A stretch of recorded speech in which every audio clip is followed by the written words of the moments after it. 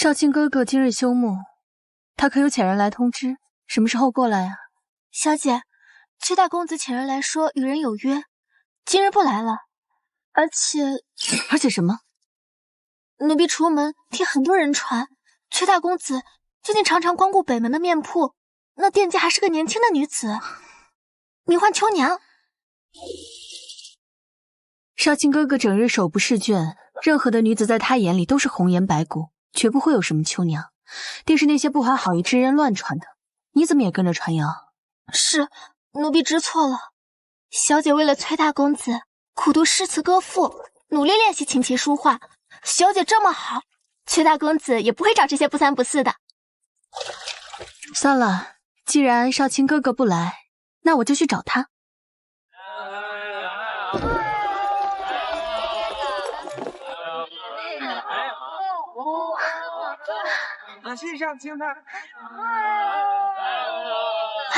小姐，那不是崔大公子吗？好吃啊！老板，再给我来一碗。好嘞，客官。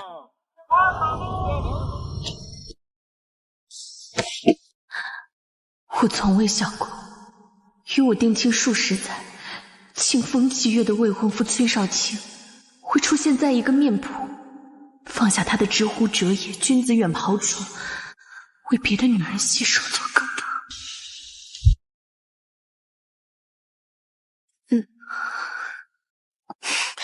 小姐，崔公子竟真的与人纠缠，太过分了！你对他这么好，他还不知道珍惜，奴婢这就去给你讨公道去。站住！我心悦崔少卿多年，他说他喜欢文静的女人，我便为他收敛性子，诵经祈福。他说他喜欢有才艺的女子，我便抚琴作诗，成为京中人人称赞的大家闺秀。可如今我与他尚未成婚，他便在大街上与旁的女子拉拉扯扯。明日我与我沈家都会成为全京城的笑柄。春白，我就是今日才发现他是如此不值得。小姐，我不会为了崔少卿动了我沈家的脸面。你即刻遣人去到崔府。秦家小娘子，你哥欠我们的10两银子，你何时还呀？你们已经打伤了我哥哥，欺骗了我爹娘，家里所有值钱的东西都被你们抢走了，你们还要我怎样？你哥欠我们的钱，欠债还钱，天经地义。你所有的家产加起来也不过10两银子。这小娘子倒是有些姿色，不如抓来抵债。大胆狂徒，光天化日之下强抢民女，臭小子！吃了雄心豹子胆了，敢管我们九姑坊的闲事儿，识相的赶紧滚，否则连你一起打！别说你九姑房了，就是你们房主程记，在我面前也得叫声爷，你算什么东西？这是咱们老大。小的敢问公子是谁啊？城西崔家大公子。啊，公子是崔太傅的长孙，连中3个状元郎，崔少卿。正是在下。哎，真的是小的有眼不识泰山，大事出了龙王庙，还请崔大人见谅，见谅。哼，滚开！以后别让我看到你们。得了，行，这就走，走。公子是官绅，这段时间一直叨扰秦姑娘，还没来得及自我介绍，真是失礼了。他竟然是传闻中的麒麟才子崔少卿。崔大人不仅才学出众，还乐于助人，英雄救美，不愧京城第一美男子的称号。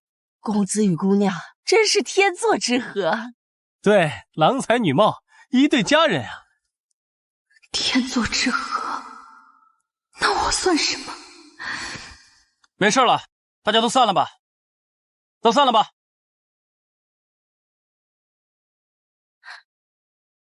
少卿哥哥。阿昭，你怎么来了？我不是命人告诉你，我今日与人相约，你一个女子，日落之后不在府中，还出门乱逛，女戒白读了吗？你所说的有约之人，可是这阳春面的秦秋娘。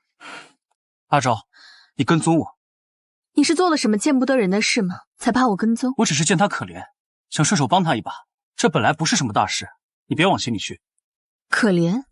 你若真的只是觉得可怜，大可随便找一个下人替他还了赌债就好。可你偏要当街替他出头，还爆出你崔府的名号。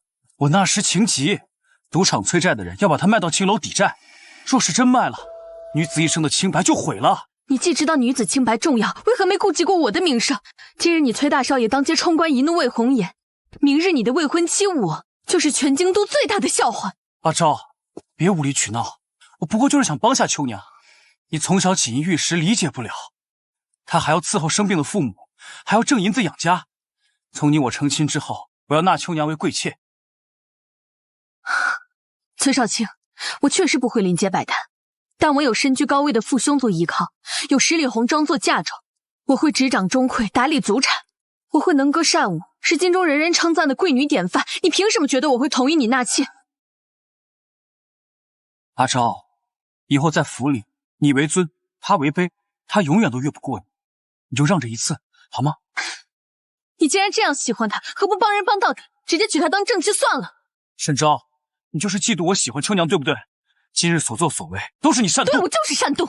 你既不喜欢我煽动，你去找一个大方的姑娘，我祝你们百年好合，白头偕老。胡闹！陛下赐婚，岂能让你儿戏？今日我当你糊涂了，此事不得再提。纳秋娘为妾之事，没有转圜的余地，你接受与否都没有意义。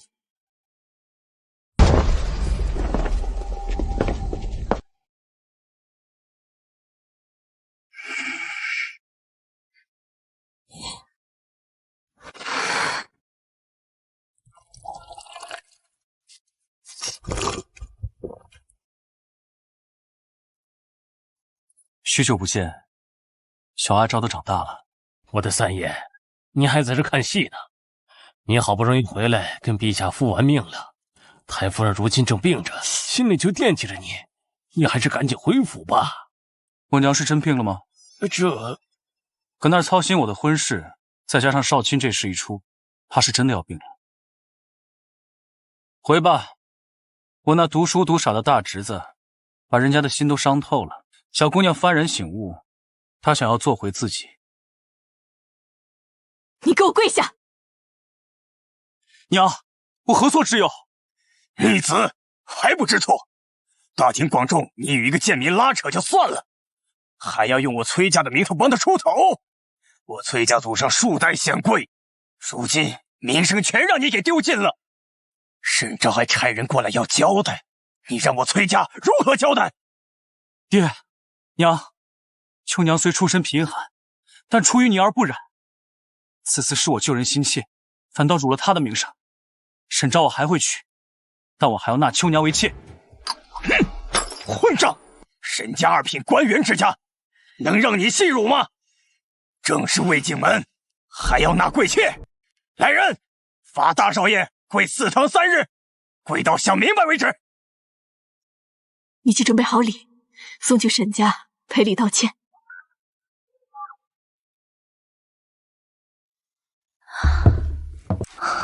爹，女儿回来了。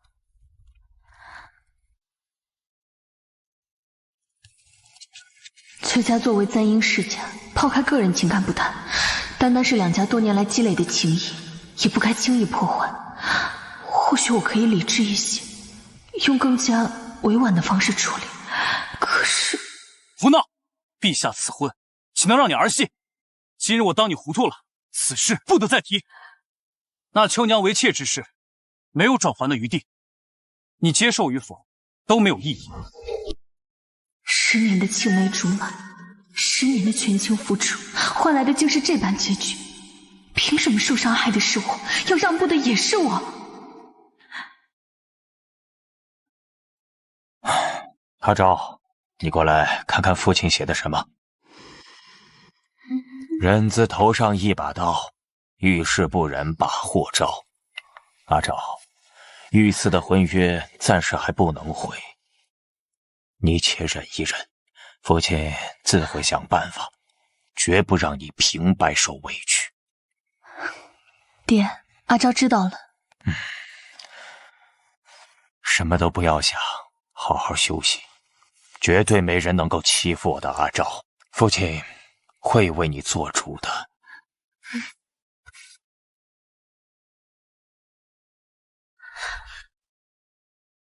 崔家这群不要脸的，欺负我女儿，生日宴还敢给我们送梗帖。娘，你莫生气，气大伤身。阿昭，娘和你说，女儿家的心意重如金石珠玉，所谓情情爱不过尔尔，没必要把感情浪费在苦求不得的人身上。阿昭知道，娘，阿昭日后都听你的。阿昭，哥已派人在崔府等着了，只要崔少卿敢出门，哥就派人套麻袋揍他。莽夫，你父亲都说他会处理，你再把人打了，咱们岂不理亏？阿昭，世道不公，条条框框约束的都是女子，若是你强行退亲，名声定然受损，之后的路只怕更难走。陛下赐婚的是沈崔二家，可那崔家不是只有崔少卿，且看看吧。爹，您的意思是？老爷，夫人，听着秦家的人来报，崔家昨日给了秦家不少安家银子，让他们3日之内务必离开京城。崔家动作还挺快，算他们识相。夫君，这崔家还算厚道，还给了秦家治家银子，这要是换做其他家，肯定叫他们叫天天不应，叫地地不灵的。崔家若是不厚道，咱们也不会把阿昭嫁进去。阿昭，若是秦家就此消失，你作何想？娘，您看我善良。阿昭，你要做什么？人都说劝和不劝离，阿昭想做一桩美事，成全崔少卿。这沈家人何迟迟不到啊？娘，阿昭回了帖子，说他会来，你不必担心。若是平日，娘自然不会如此担心，但娘，您不必担心，阿昭我最了解，我哥在他内心里犹如皎皎明月一般，他绝对不会弃我哥太久。也是，你大哥如此优秀，阿昭痴迷不已，必不会轻易放弃。待会儿啊，我们把哥哥叫出来，让他给阿昭道个歉，这事儿很快就过去了。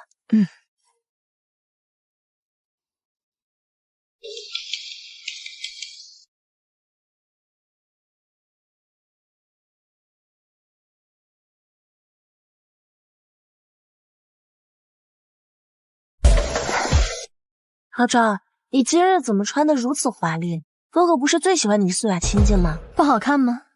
娘说我之前的装扮过于老气横秋，也是，我本就生一张芙蓉面，没有道理为了不值得的人故作淡举，反而东施效颦。你觉得呢，玉莹？阿昭喜欢就好。好看，好看。我们阿昭啊，钟灵毓秀，穿戴什么都好看。她们小姑娘年纪轻轻，就应该打扮得花枝招展，待到我们这个年纪，就羞于穿成这样出门了。就是，我们家的女儿啊，穿戴什么都使得。玉莹，你带着阿昭四处逛逛，不必在娘身边拘着。阿昭，今日天朗气清，咱们去放纸鸢吧。好啊。少卿，你着相了。三叔，从前我一直不知道自己喜欢什么，读书、科考、注释，直到遇到秋娘，我才知道世间竟有如此坚韧不屈的女子。我想保护她，让她不受世事搓磨。我昨天看到阿昭了，人家好好的尚书嫡女，没道理总受你的气。就像你心疼秋娘一样，人家的父母不也心疼自己的女儿吗？你好好哄哄阿昭，别捡了芝麻丢了西瓜。秋娘不是芝麻。哎，傻傻，阿昭今天来过府啊，娘特意让我把你带出来，让你跟阿昭赔礼道歉。听见没？知道了，三叔，别打了。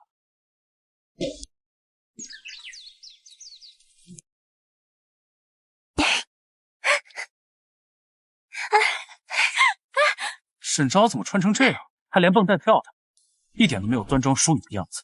世人不知道你崔大少爷竟喜欢女子卧病在床，你呀，还是适合和将死之人在一起。不能跑也不能跳，正好让你满意。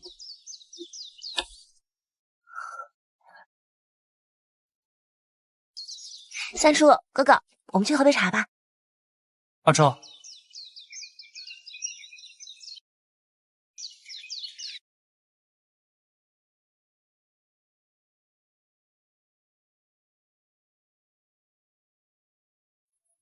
阿昭，喝茶。相识10年，以往要么是丫鬟倒茶，要么是我主动倒茶。崔少卿倒茶还是第一次。原来我一直喜欢的如此卑微。阿昭，我已经和你说的很明白，你还要怎样？你崔大少爷天资聪颖，前途一片光明，是京城女子相敬爱慕的对象。就算你要将我的脸皮扔在地上踩几脚，我又能说什么呢？沈昭，我已经放低姿态向你道歉了，你别得理不饶人。你崔大少爷的放低姿态就是摔杯子放狠话，那你还是别放的，免得把我吓到。你这副伶牙俐齿的样子，哪堪做人妇？我不堪为妇，那你崔大少爷别委屈自己，另娶他人做妇算了。阿昭，快坐下，尝尝我新泡的花茶。这茶从选用制作到泡制，乃至最后监制出展的时间都精确到极致，实乃上品。三叔、哥哥，你们也尝尝。少卿，你忘了我怎么跟你说的？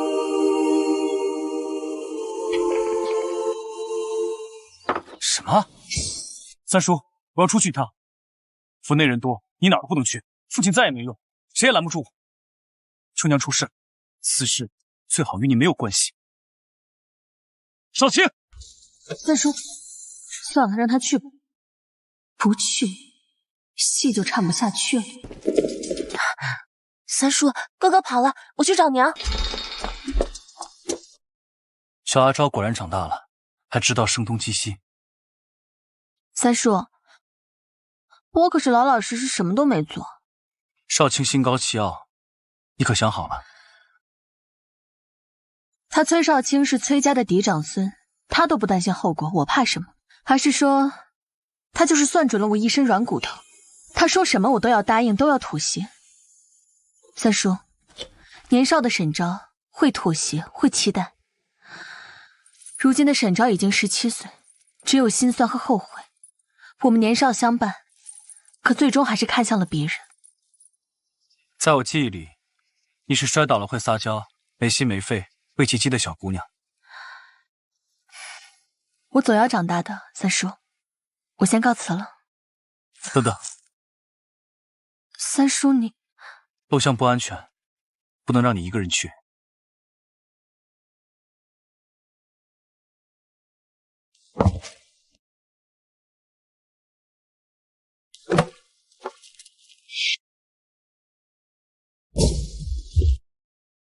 您可是沈小姐？崔少卿不是来了吗？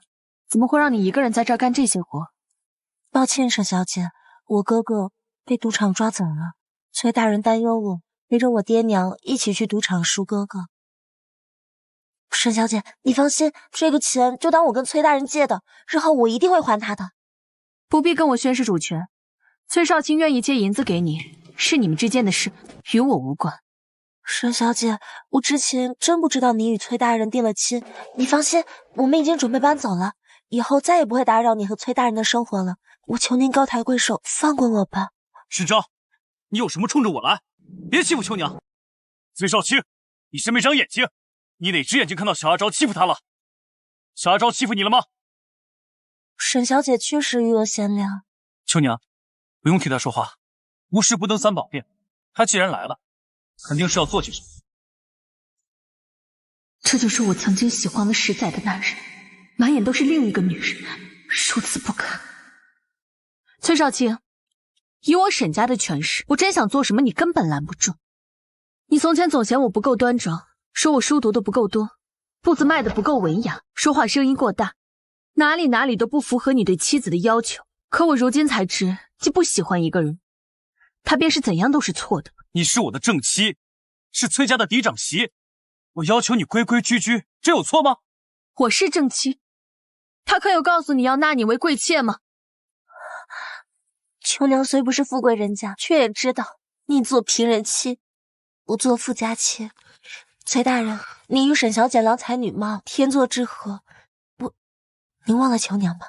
秋娘，你听我说，10年，我将自己完全打造成崔少卿满意的妻子，10年如一日的约束自己，可现在却仿佛成了他和别的女人棒打鸳鸯的那个棒子。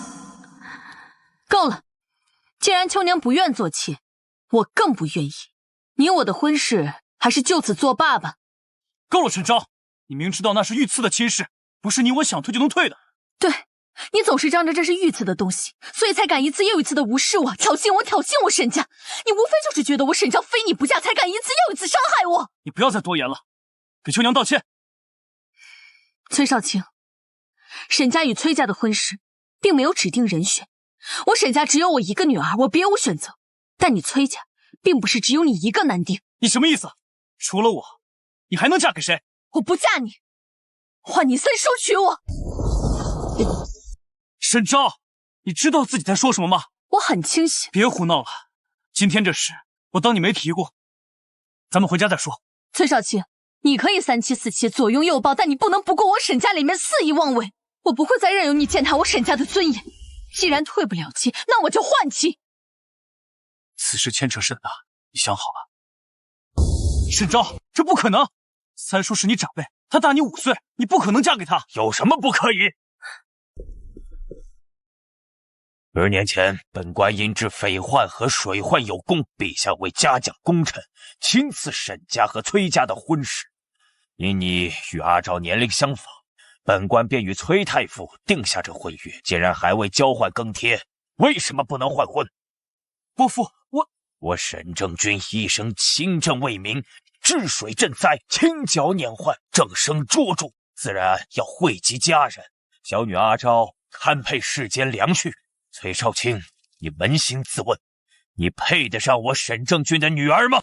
沈尚书所言，我定会告知于家父家母，给您个满意的答复。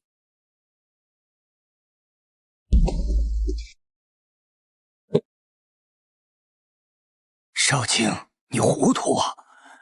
祖父，孙儿知错了。今日之事，孙儿愿一力承担。明日一大早就去沈府，务必让沈家满意。不必要了，沈尚书已经来询过我，说要换亲，我也同意了。少卿年纪小，只看到情情爱爱，却没有看到亲事对世家子弟的影响。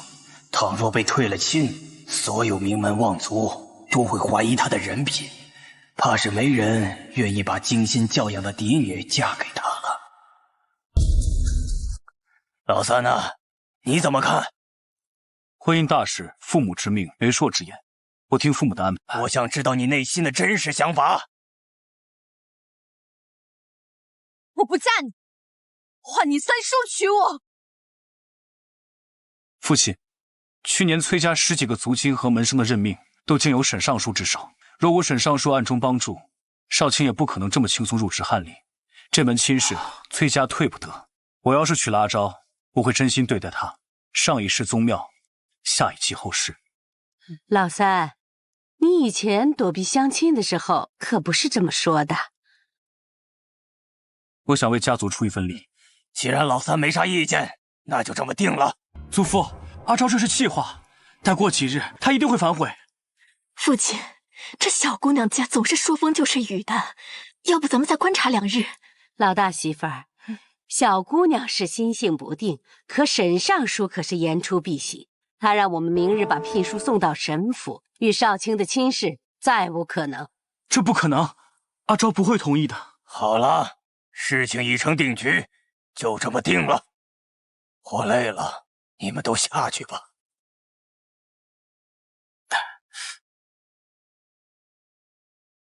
明明阿昭满眼都是我，为何如此狠心，竟要与我退婚？我已向他保证，能妥善处理好与秋娘关系，为什么阿昭还是不相信我？莫非是我和他说话口气太生硬，他气急了才会这样挠我？对，一定是这样。我现在就去找沈昭，一切都还来得及。这么晚了，少卿去哪儿？小姐，后门的门子来报，崔大公子求见，现在在后门呢。崔大公子还说把这块玉牌给您，您自会出来见他。我以前真是没想到他脸皮竟然有这么厚，还是觉得说我可以以前跟在他屁股后面跑，现在也可以不顾自己的名声，夜半与他厮混。小姐，崔大公子简直欺人太甚。春白，你去将他曾经送我的所有东西都找出来，然后派人跟门子回话。崔大人，我们小姐说她和崔大人已无婚约，再见面于理不合，让您以后不必再来。小姐说这个包袱里装的都是您以前送她的东西，她马上就要嫁人了，不能再留外男送的东西，请您收回。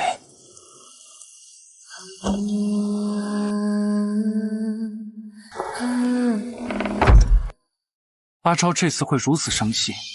不，我不信，他一定是在故意拿巧，想逼我妥协放弃秋娘。我怎能遂了他意？阿昭，明天就要送聘书了，今晚算是给你最后一次机会。我一直拿不准你的心意，如今看来，你的态度似乎跟我一般坚决，这样就好，至少你愿意与我尝试。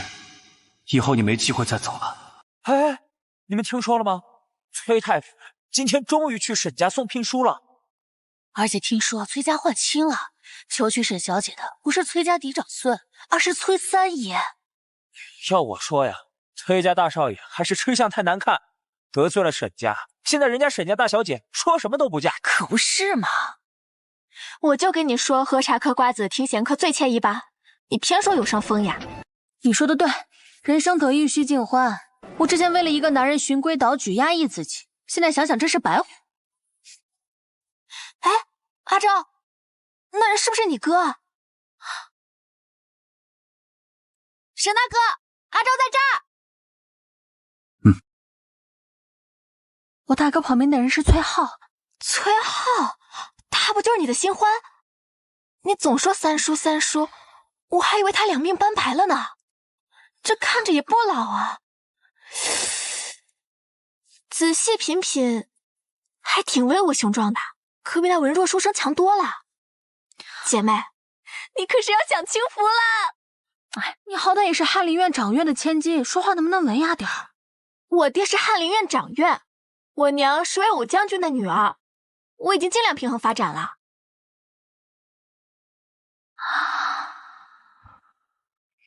这么看，崔浩身材确实腰肢劲瘦，双腿修长，看似瘦弱，实则有肉。哎呀，我在想什么呀？阿昭，脸怎么那么红啊？是不是生病了呀？沈大哥，阿昭没事没事，他就是茶喝多了，有点上脸而已。啊，那我叫人把窗户打开，凉快一点。阿昭，你总不说话。我大哥，三叔。别叫我三叔了，叫我玉芝吧。玉芝。你们……沈大哥，我呢想给我父亲买个护腕，正好前面有个成衣铺子，你陪我过去看看好不好？成衣铺子哪有卖护腕的呀？你别瞎买。哎呀，不就是下趟楼的功夫吗？你就陪我去嘛。哼。阿昭，这些年你吃的太寡淡了，现在该吃点好的了。走，兰蕊，坐吧。喝茶吗？凉茶还是热茶？你是不是在害羞啊？凉茶，我喝凉茶。小二，哎，来嘞！客官，你要点什么？一碗冰雪冷原子，再加一碗瓜子。哎，好嘞，马上来。什么是冰雪冷原子？冰雪冷原子是这家店特色，是用黄豆跟蜂蜜制成的。先把黄豆炒熟去壳，打磨成粉，跟蜂蜜一搅拌，再把它揉成圆，然后浸到冰水里，就变成了香甜可口的冰蜜水。三叔，玉芝，你爱吃甜的？我还好，我记得你爱吃甜的。以往为了崔少卿满意的妻子，小姑娘家喜欢的东西我都放弃了，却不曾想还有人记得我的爱好。玉芝，我记得你常年在北疆，怎么会对京城的事这么了解？我人在北疆，架不住身边的狐朋狗友多，他们每次给我写信就跟我说介绍一些有趣的东西勾我回京。只有在这时我才想起来，崔浩只有22岁，如果不是身穿官服，也许是个鲜衣怒马的少年郎。客官，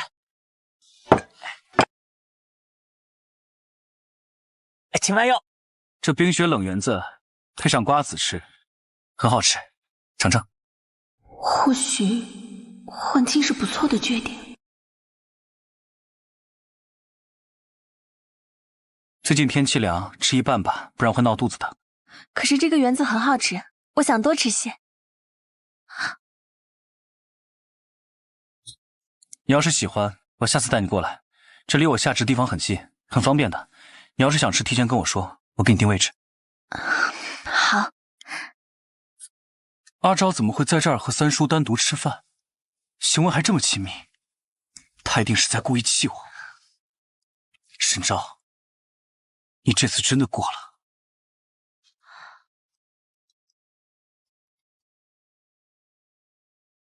阿昭，你要是觉得剩下的比较浪费，我替你吃吧。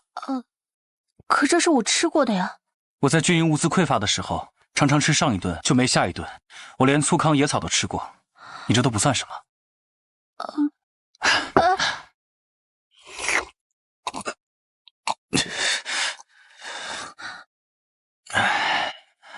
我的意思是说，我看你吃挺香的，就帮你尝一尝。可你刚才吃的地方是我吃的呀，这不相当于间接亲吻？我带你去逛街吧，楼下有卖蛐蛐笼，有绢扇，还有香袋，都是你们女孩喜欢的。真的吗？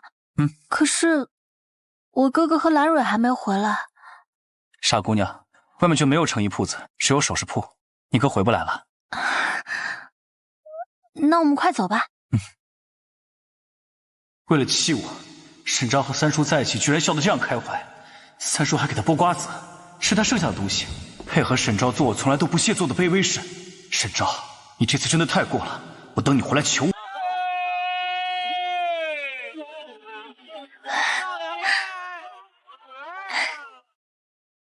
哎，你看，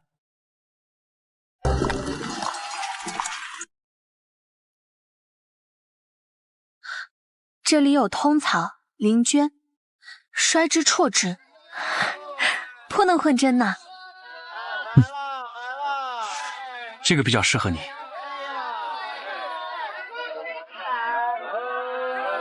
庭前芍药妖无格，池上芙蕖净少情。唯有牡丹真国色，花开时节动京城。崔少卿从未用这样欣赏的语气夸过我，无论我做的再好，在他眼里都是应该的。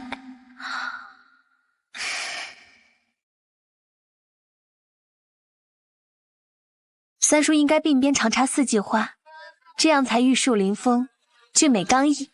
哎，你要再这么取笑我，我不陪你逛街了。你从前出征时，应是荣服簪花，鼓旗出征，可惜那时我没看到。今日见你簪花，方知什么是丹心铁骨少年将，将军义气，足应好。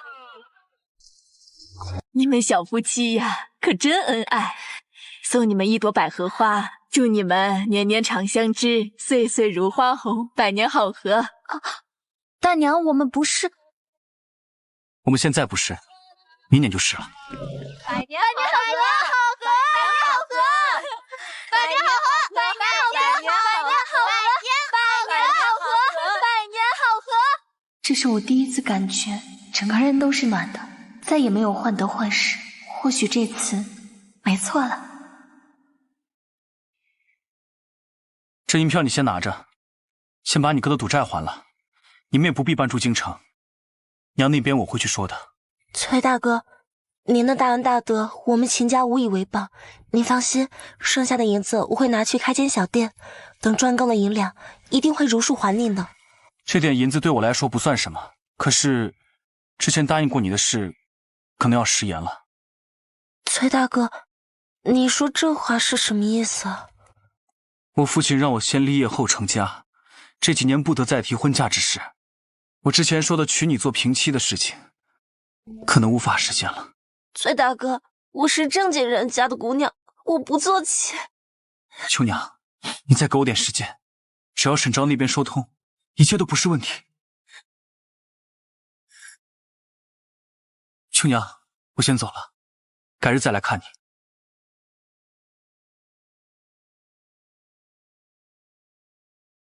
我好不容易才等到一个崔少卿，他被我哄得团团转，退了婚时，沈章，你休想再与少卿再交好，谁让我当不成官太太，我就让谁死无全尸。其实我心里一直觉得对不起你。有什么对不起的？我未曾过问你的意见，就擅自做了换亲的决定，让你无端卷入这场风波。三叔，我很抱歉。只是抱歉吗？崔家适龄男子不止我一个，而且我的年纪又比你大许多，为什么选我而不是其他人？确实，我当时什么都没想，就选择了崔浩。仗义每多屠狗辈，负心多是读书人。我觉得三叔不会是负心人。阿昭，你是不是忘了，我曾经也是中2甲进士，也是个读书人。三叔虽是读书人，但你捐躯赴国难，自是与常人不同。你们拼死抵御鞑靼，守住国门，才有今日万国来朝。三叔是铁血真男人。若是日后我们成亲，你想留在京城，我就与你举案齐眉；若是你要提枪上阵，我就为你守好家门，等你凯旋。你对少卿也是这样吗？我与少卿相识于微时，本以为能长相厮守，没想到世事无常，人心就是易变。三叔，相识容易，相处难。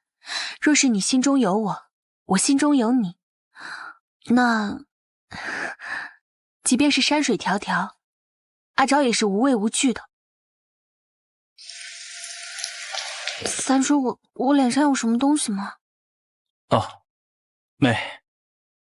阿昭，能让你成为我的妻，是我的运气。我说，你们俩谈情说爱，也不顾冀州门有没有人呀？哥，你怎么在这儿？你们这一逛就是2个时辰，幸亏我派人去跟爹娘汇报，说带你们去吃酒楼吃酒，要不然他们得担心死。承安，我疏忽了，但我派人跟沈尚书和沈夫人说了，带阿昭去逛夜市，晚些回府，却独独忘了跟你说了。合着我蹲这么久，白费力气呗？也不算白费力气啊，爹娘肯定以为我们一起去吃饭，再去逛夜市，更加放心了。感谢成全，改日请你吃酒赔罪。吃酒就不必了，我听说你有汗血宝马，让我见识见识呗。没问题，如今春光明媚，最适合骑马踏青了。等下次休沐，我带你们去梅花山玩。那不行，那日是镇国公60大寿，各府都要去贺寿的。这国公府啊，我最不爱去了。他们仗着丽贵妃得宠，恨不得以国丈自居，府里的子弟也都眼高于顶，没一个好东西。这丽贵妃的妹妹佟小慧攀附崔少卿，之前总是无故找阿昭的麻烦，简直烦死了。那日我也会去，有什么事尽管找我。好，那我先告辞了。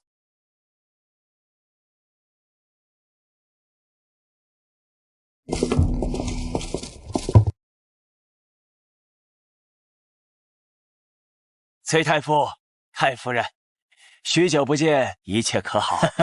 托你上书的福，一切都好。阿昭，好久不见。崔太傅安好，几位大人、夫人安好。阿昭，你今天特别美。美在哪里啊？玉颜桃面不须臾看，便是人间四月天。我们阿昭欲言婀娜，就应该长笑，多好看啊！他呀是个不知羞的，偏偏于之还总宠着他，能不开心吗？沈夫人，咱们进去吧，别让主家久等了。沈昭见我，竟连个招呼都不打，哼，我绝不会轻易原谅他。我以前真没有想到，阿昭你竟然如此无情，这么多年感情说断就断。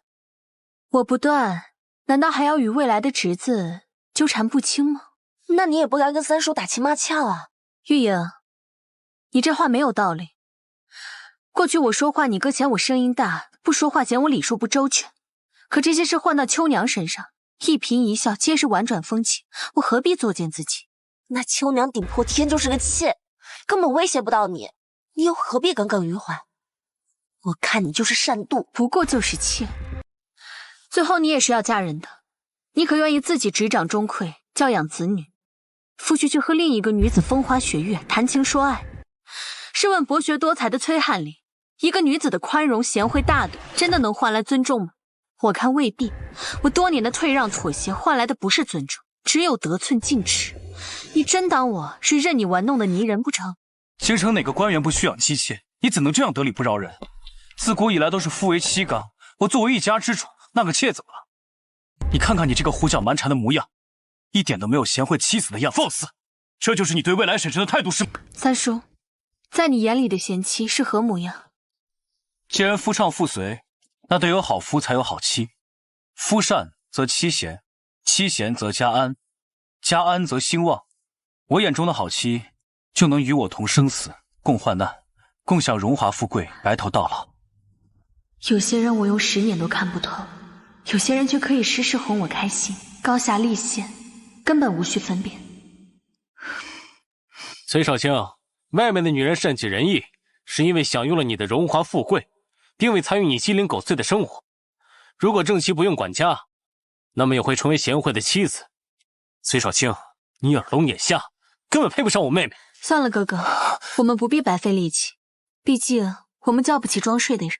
况且我日后嫁到崔家，也不过是他的三叔母，也不好过多管教。咱们走吧。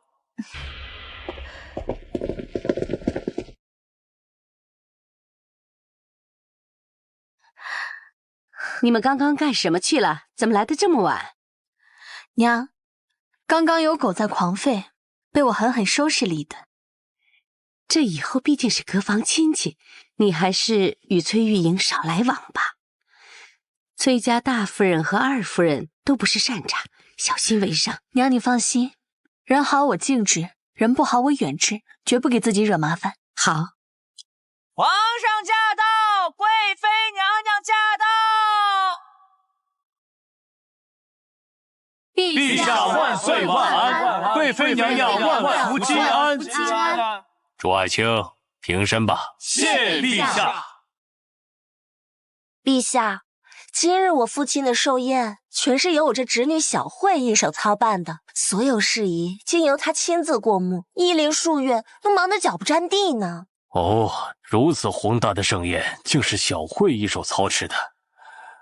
那小慧人呢？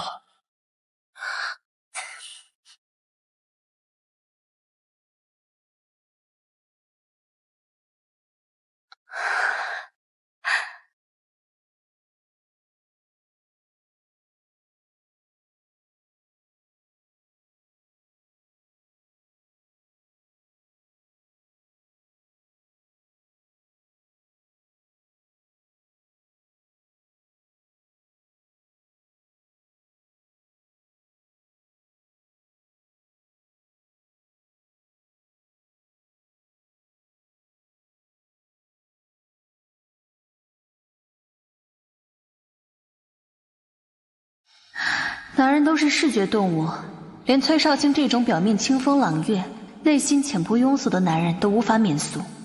我以前眼睛真瞎，幸好换亲了。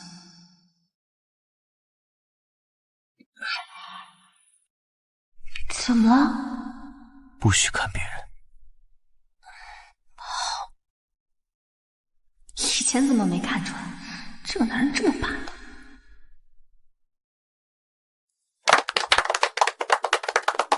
陛下，小慧的舞蹈好看吗？好，有她奶姐风范。好念，陛下就会打趣臣妾。小慧不仅舞跳的极好，抚琴更是一绝。陛下要不要再听一曲？贵妃娘娘，今日宾客众多，展台搭建的如此之大，如果只是抚琴，岂不是显得有些单调啊？父亲的意思是，陛下，小慧待嫁闺中，还未定亲，您不妨替微臣看看，在场的青年才俊挑选一位能与她琴瑟和鸣。好啊，小慧尚待字闺中，在场的才俊可要抓紧了。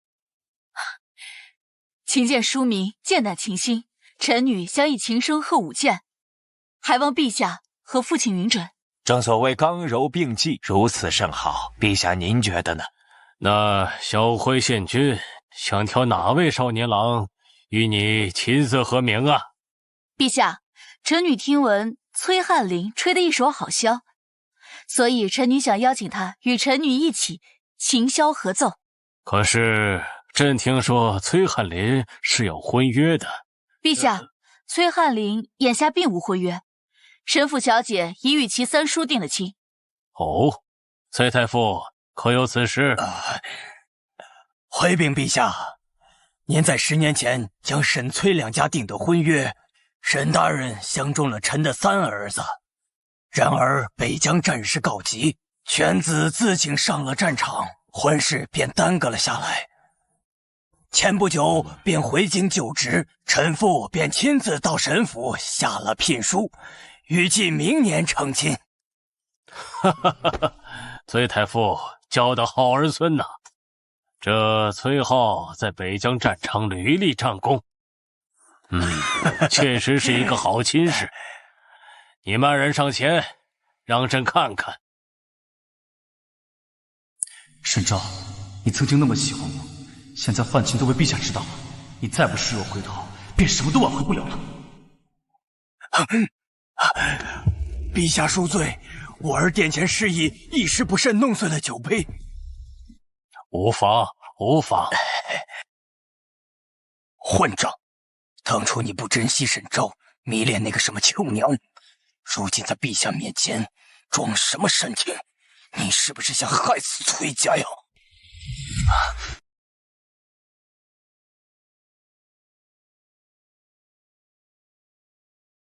臣崔浩，臣女沈昭，恭请陛下圣安。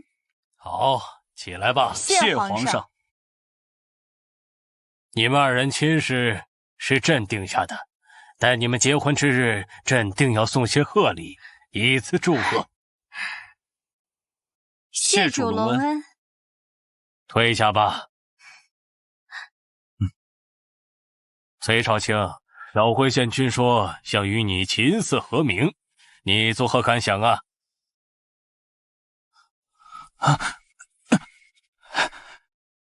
陛下，臣无心婚嫁。这男大当婚，女大当嫁，难道你看不上小辉县君？回陛下，臣并非此意，只是婚姻大事，父母之命，媒妁之言，此事还需征求父母的意见。正好今天崔少父和崔夫人都在场，你们可有异议啊？比起沈昭，这童小慧简直是个草包，我如何能要？陛下，少卿哥哥脸皮薄，就算是愿意也不好意思说，你就别逗他了。他脸皮薄，你脸皮厚不就行了吗？今日是镇国公的大寿，他掌上明珠的婚姻大事，朕自然要亲力亲为。小辉县君有意琴瑟合奏，少卿，你便陪同吧。是，祖父。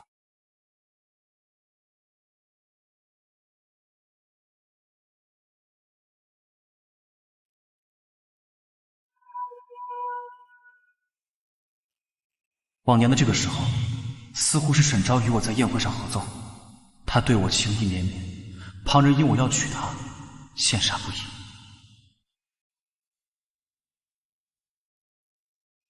春日宴，绿酒一杯，歌一遍，再拜陈3愿。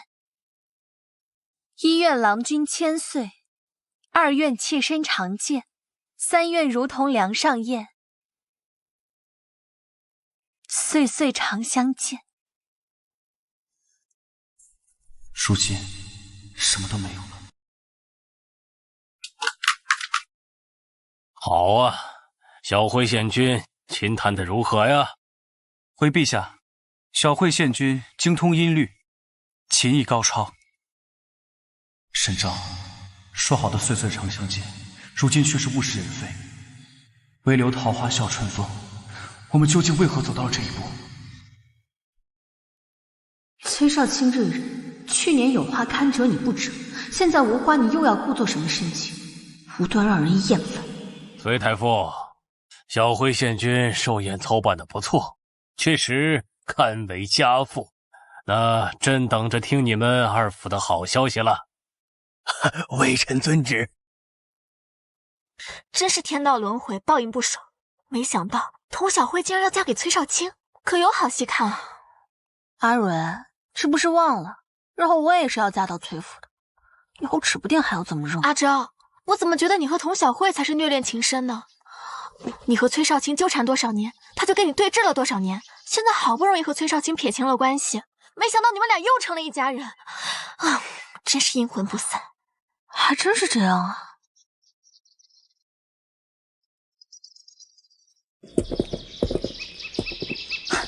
哟，这不是被穿了10年的破鞋吗？怎么还有脸出来见人？也不怕丢人？哎呦，我说怎么这么大股酸馊味儿啊？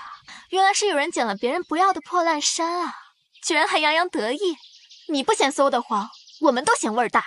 赶紧滚开，好狗不挡道。严兰蕊，本县君没有跟你说话，你最好给我闭嘴。你是没和我说话，但你的口臭啊，熏到我了。我要是再不说话喘口气儿，一会儿就该憋死了。沈昭，如今崔少卿是我的夫君，你以后别再没脸没皮的黏着他，小心我把你做的那些不检点的事儿都说出去。你看看崔浩还敢不敢娶你？这是怎么了？我为人一向坦坦荡荡，你倒是说说我做了什么不知检点的事情？就是我们阿昭是京城贵女的典范，你要是嘴闲啊，就去舔舔茅厕，别在这叭叭。沈昭，你为了讨好男人，什么下贱的事都能做得出。少卿哥哥8岁写的诗“玉骨冰肌最可人，夜缕暗香沁芳魂”，你便将自己的院子改名为了沁芳院。三叔，少卿字眉章，你在15岁及笄的时候，偷偷给自己取了个小名叫战魁。自今颜色难为偶，嫁得梅花却战魁。你一个千金大小姐，如此恨嫁，羞不羞？还有吗？当然了，你想听，本县君就继续说。这每年的元宵节、上巳节、乞巧节，你不是送衣服鞋袜，就是送荷包，你还没嫁人呢，就送如此贴身之物。京城贵女的典范，也不过如此嘛。你放屁！你说的这些可都是崔玉莹告诉你的。你整日给玉莹送金银珠宝、绫罗绸缎，却没想到她在背后如此说你吧？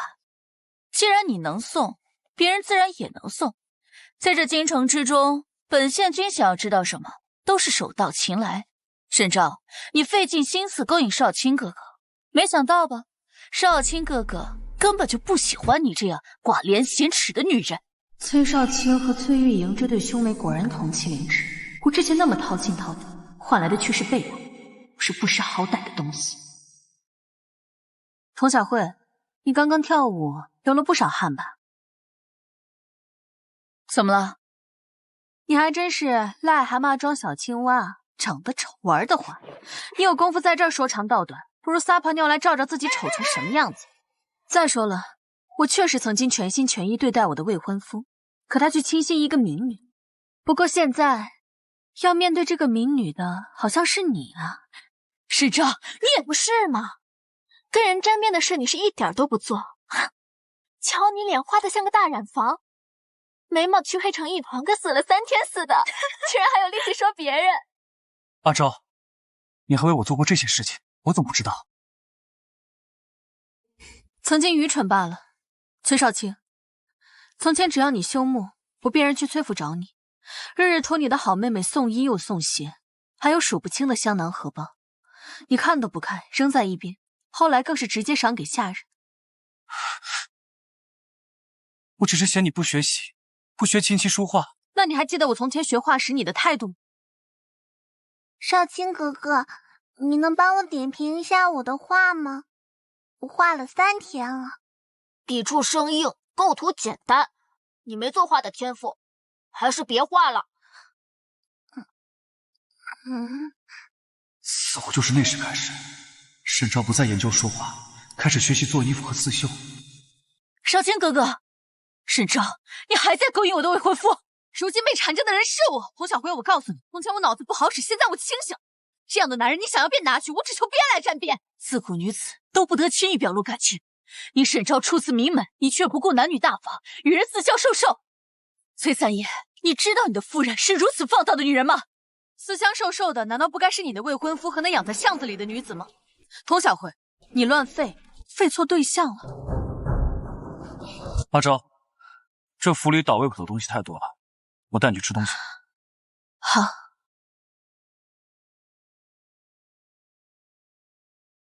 阿昭，你就这样走了？崔少卿，你别忘了你的秋娘。你如今与童小慧定亲，自然是要委屈了你的好秋娘。走吧。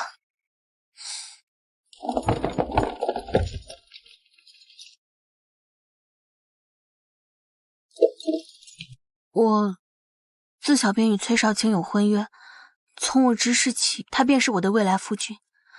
童小慧说的那些事情，我确实都做过，但日后我定会与他划清界限。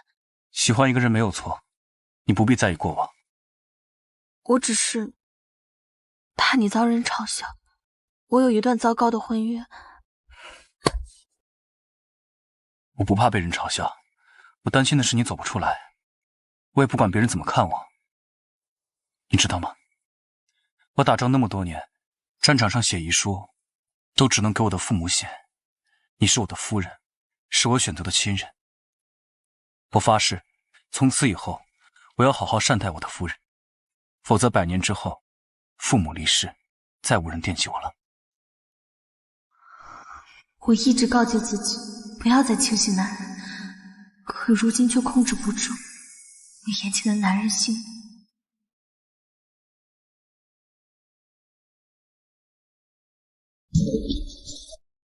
少卿哥哥，你是不是还对沈昭念念不忘？他不过是个见异思迁的荡妇，根本就不值得你喜欢。童小慧，你闭嘴！沈昭现在的未婚夫君是我三叔，你大庭广众下嚷嚷，置我名声于何地？粗鄙不堪！就算我不会娶沈昭，也不会看上。少卿哥哥，你不喜欢我，还喜欢谁？我好不容易能让你娶我，你只能是我的。你喜欢谁，我便毁了谁。阿昭，你最近可太难约了。若不是今天正好碰见你出门，你都不曾想起过我。哪有？最近不过是三叔常约我出去。好，我知道你幸福了。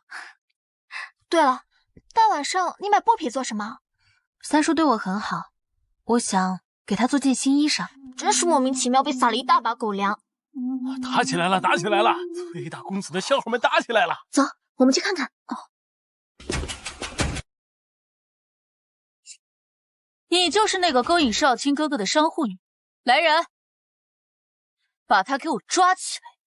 这位小姐，这位小姐，我跟你无冤无仇的，你为什么？闭嘴！你就是靠这副模样勾引少卿哥哥是吧？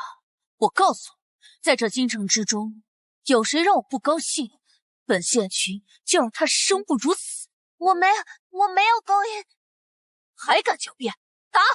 街坊邻居们都来瞧瞧，就是这个不知羞耻的狐狸精，勾引我们家小姐的未婚夫婿，还让男人出银子给他开铺子，简直就是个狐妹子！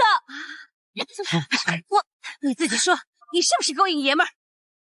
自己不要脸，打起来！太不会笑！他就是那家，都给我住手！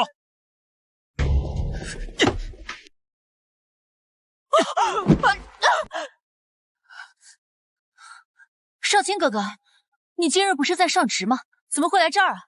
我要是不来，秋娘恐怕就要被你打死了。打人不过是个贱人而已，我为什么不能打他？我警告你，这里是天子脚下，打人是犯法的。打人？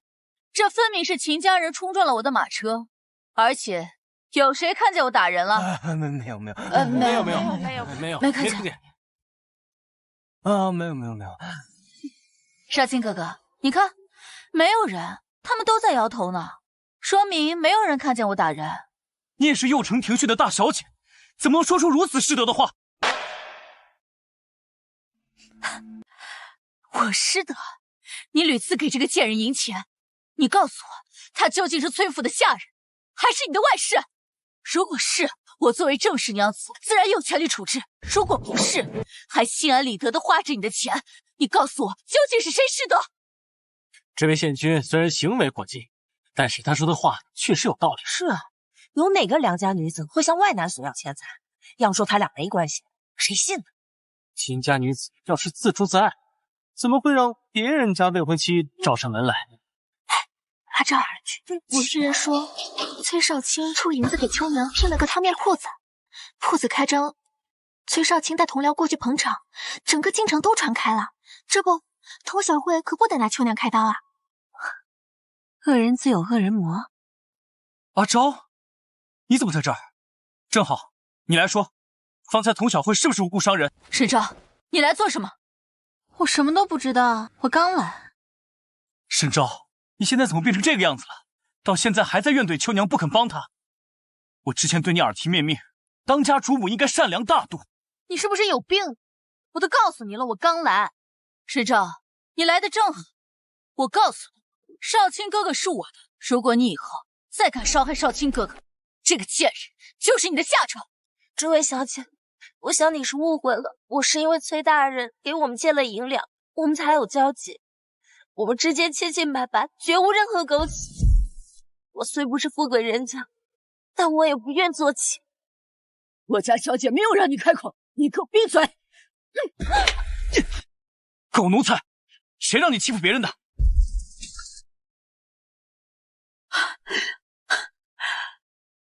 你居然躲他怀里，他如今连清白都没了，不做妾还能做什么？难不成要做正妻吗？够了！你这个刁蛮毒妇！阿昭与我定亲多年，事事顺着我，想着我，而今我的未婚妻是你，你怎么这么蛮横不讲理？少卿，原来你有了新的未婚妻。即使如此，你为何还要再管秋娘？我不愿与人做亲，更不愿毁人姻缘。好啊，那你就去死啊！像你这种离了男人就活不了的下贱坯子，被我打死也活该！哎呦，白小姐，快起来！崔少卿，你竟然为了这么一个贱人推我！我可是娘名为正娶，过了正统的正统娘子，你竟然推我！我告诉你，我跟你没完！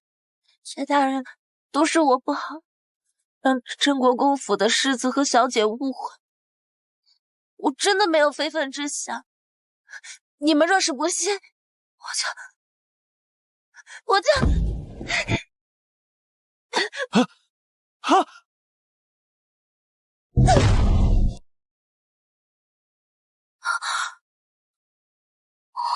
秋娘，秋娘，你为什么这么傻呀？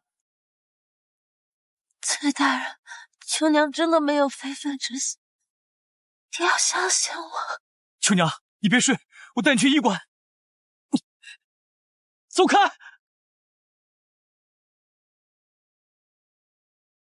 春白，你速去派人去禀告三叔，说今日之事，让他务必做好准备。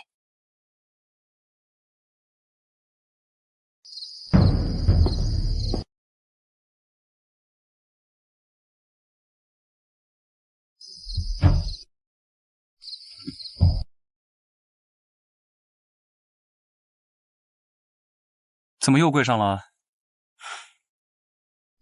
童小慧今日大闹秦家，秋娘为了自证清白，撞墙自尽。我好不容易救下秋娘，郑国公就携夫人上门讨要说法，说崔家这次要不给个合理的解释，就要到御前告状。我说你，就算没有在刑部任职过，你也得有自己的判断吧？人的头骨是从头到脚最硬的地方，就算撞墙，也得有多大的力气才能把自己撞死？脑浆破裂，他有那么大力气吗？可是我明明看到他拼死撞向围墙，头骨也裂了，还流了很多血，人也昏过去了。再说，他不可能是装的。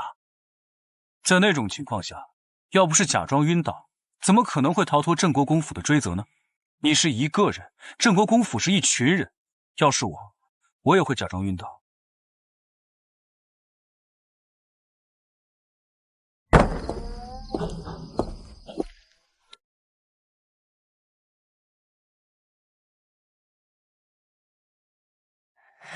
那个秦家绝对不能再留了。父亲，我已经安排人手将他们赶出京城。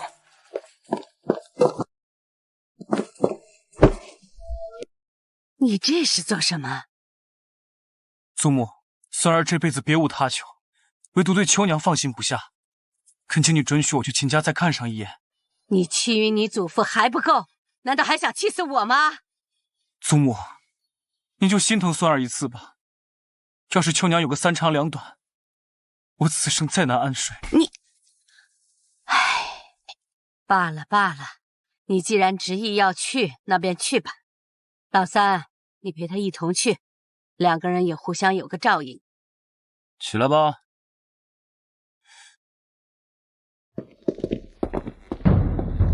哎，着火了，着火了！快救火呀！哎呀，真是造孽呀！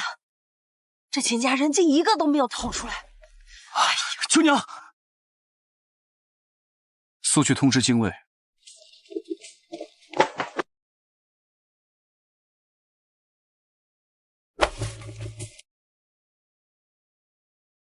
三叔，刚刚火势太大了，秋娘的双亲哥哥都在里面，恐怕凶多吉少。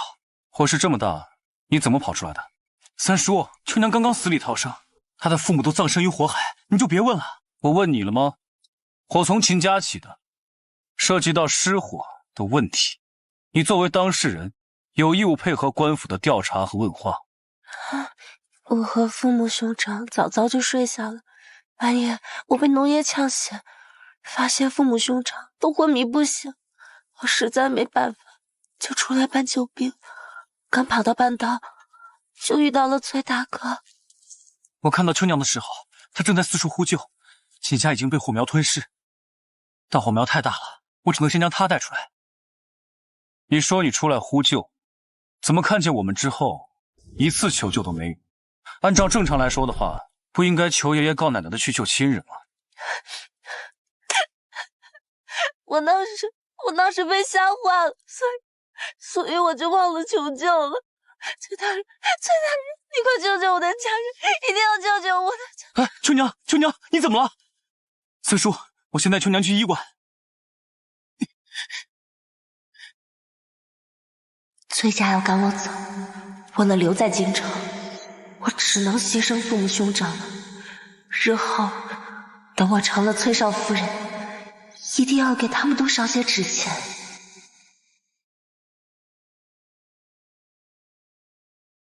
崔大人，卑职从墙角处发现了这枚腰牌。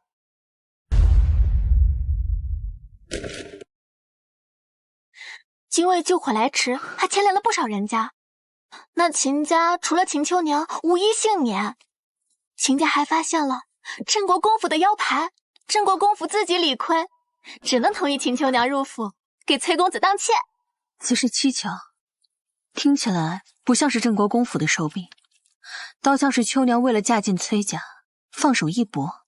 这等小心思，定然瞒不过崔太傅，只怕他也是故意放秋娘入府，放在眼皮子底下，方能洞悉背后之人的意图。这少卿自己选的路，他就是跪着也要走完。好在此事已然与我无关。阿昭，看看谁来了。玉芝。哎，伯母团花式插花，高低庸簇，一派富贵。阿昭插花入画，娇艳欲滴，相得益彰。你光会说好听话，我娘才不会被你哄骗呢。怎么不会？让他多说点儿，我爱听。你哥和你爹呀，夸人没新意，还是于之夸人好听。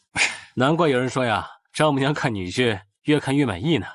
有于之这样的女婿啊，我自然满意。对了，伯母，今天阿昭生辰，我想带他去集市逛一逛。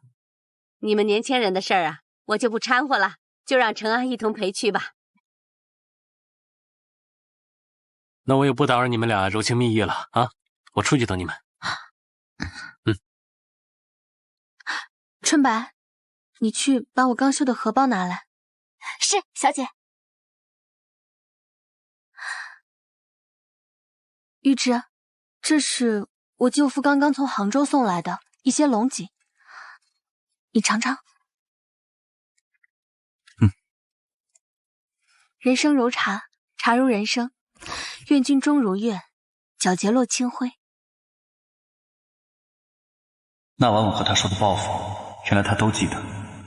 沈昭就这样将明月与山河都送给了我，世间最好的礼物，也不过如此。阿昭，这是送你的礼物。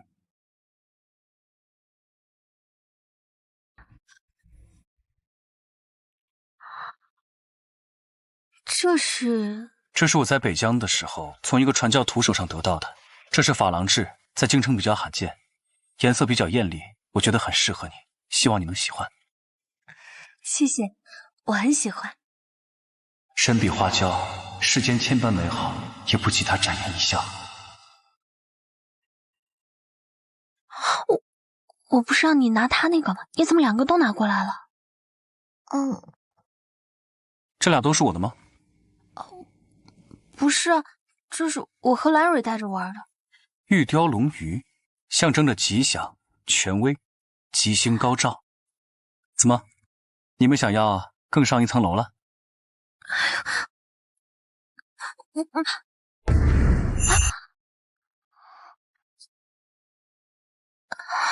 春白还在呢，你注意一点。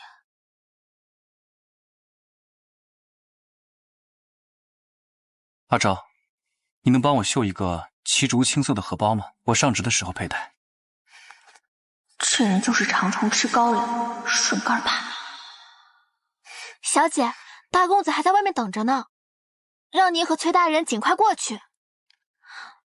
走吧。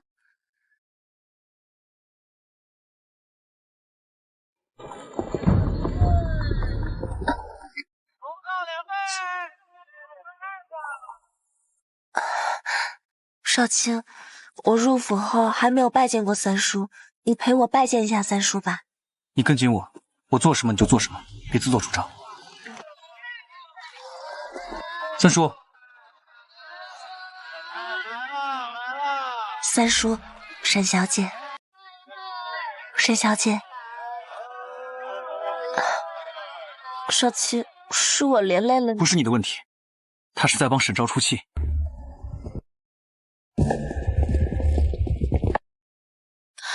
大哥，你看，这是哪家的夫人？那哪是夫人，应该是出来硬条子的。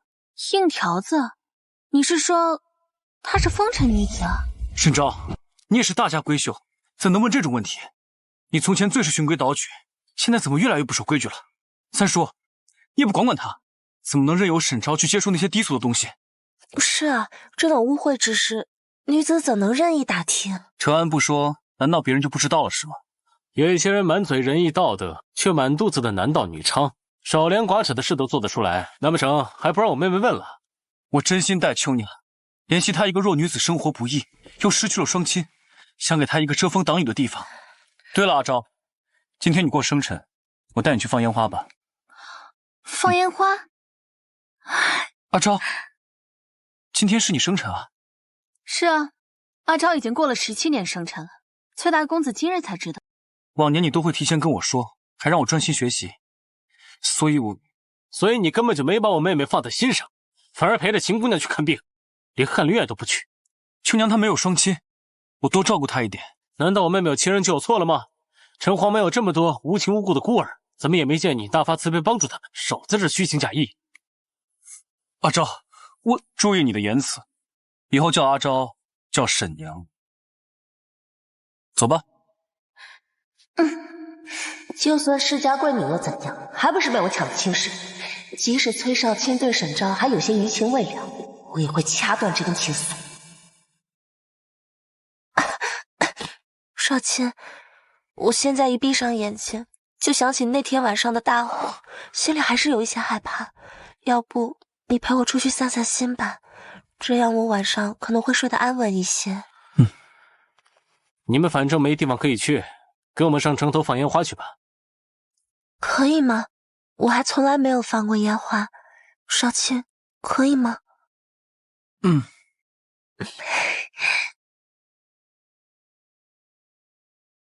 哥哥，你怎么让他们跟着呀？你不是怀疑秦家火灾的事有蹊跷？我看看这秋娘到底怕不怕火。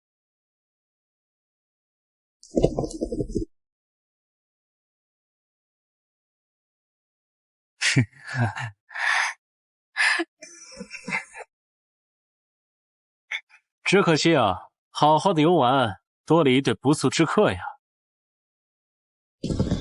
人生这一辈子最多的就是变数，大概唯一不变的就是这充满意外的生活吧。可能不确定就是人生的真相吧。但还好，我们有朋友的倾诉，亲人的陪伴，还有爱人的携手。臭不要脸的！你爱人在哪儿呢？远在天边，近在眼前呀！气死我了！阿昭，把我的3尺大刀拿来，今天我让你魂归天边。哥哥，要不你还是算了吧。少卿，我真的好羡慕沈章啊！他有一个位高权重的父亲，又有一个疼爱他的哥哥，很快就有一个很贴心的夫婿，而我就只有你。你还有我。一求无价宝，难得有情郎。秋娘何其有幸，能够遇到你。为了救秋娘，我几乎众叛亲离。如今沈昭更是看都不看我一眼，我真的是有幸吗？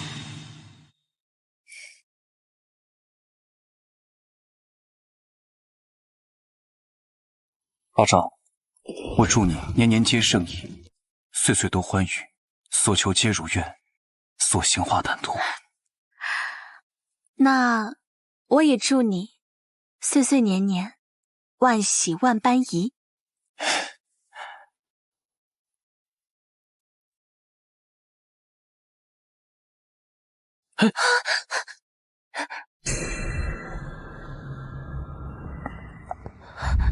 少卿，着火了，我别怕，烟花放完就好了。秦姑娘，你可真是勇猛啊！见到火都不躲，竟敢用脚踩。当初秦家着火的时候，你可是吓得连站都站不稳。你们到底想说什么？只是看个热闹而已，懂的人自然懂，不懂的人怎么解释都没用。少卿，我觉得我呼吸有点困难，要不我们先下去吧。好。他要是不心跳才怪呢，装出一副柔弱的样子，吓唬谁呢？我已经派人去查买膏油的人了，但是调油郎四处都有，查起来比较困难。对了，陈安，你对北城比较熟悉，这事就麻烦你了。小事一桩，有消息我立刻告诉你。哦，对了，越亲王重整军营，给你提拔为指挥使副使，说要设宴庆祝，到时候我跟阿昭一起来为你祝贺。好。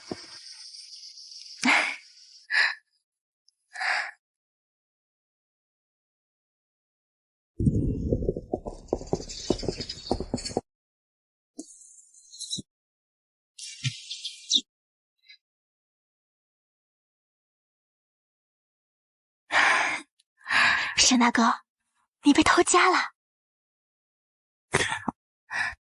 好狗不挡道，你不知道吗？我们后脑勺又没长眼，哪里知道有狗过来？有人就知道好狗不挡道，怎么不知道好驴不乱叫呢？少卿哥哥，你看他们。月雨不见，阿昭愈发美丽动人了。崔少卿，这里是乐亲王府，你小声一点。怎么，如今你是嫌弃我声音大？我倒是没嫌弃你，眼睛长在别人身上，你还嫌弃上我了？怎么，外面的野花香，家花就臭了？我告诉你，我现在可不是没用的软蛋，任你搓圆捏扁。这茅坑里的石头又臭又硬。你都少说两句，别吵了。崔少卿这话一出，好像我是在为他争风吃醋，真是不要脸。你少管我！我告诉你，你我二人的亲事就定在明年。这纳妾的事情，得经过主母点头同意。秋娘的生死可是掌握在我的手中。算了，我们快点进去吧，免得被他们牵连进去。走。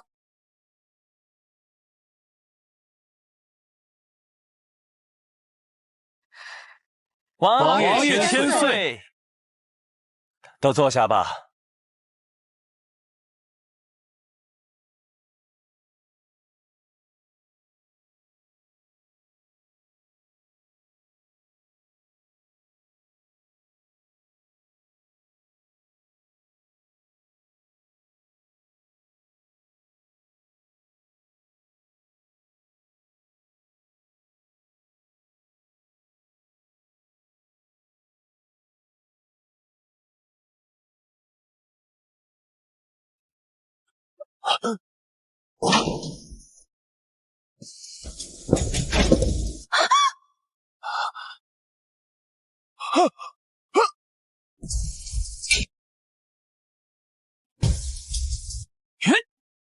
有刺客，保护王爷！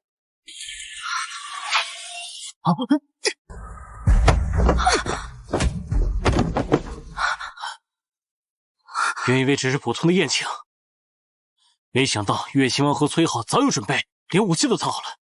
你们是谁派来的刺客？竟敢行刺本王！王爷，小心！崔浩！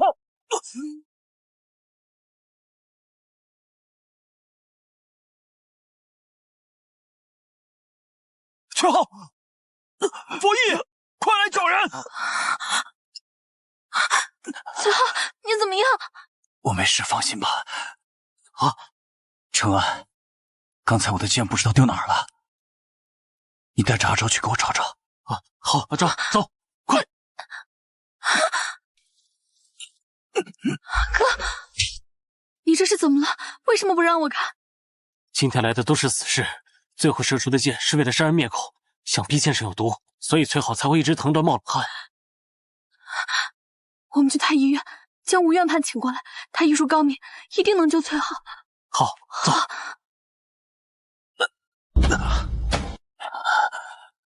王爷，这箭头不仅有毒，还有倒刺，你赶紧找个安静的地方，我得仔细检查之后才敢医治。崔可房，王爷，这箭伤太重了，我从未处理过，多亏了九公子，要不然真没有办法救治。这样，先用刀划出个十字口，再拔剑，之后再把周边的腐肉剔掉就行。军队里都是这么治的，死马当活马医吧。快，先把我妹夫治好，千万别让她死了。沈大人，你跑得也太快了，我这身子骨啊，都快跑散架了。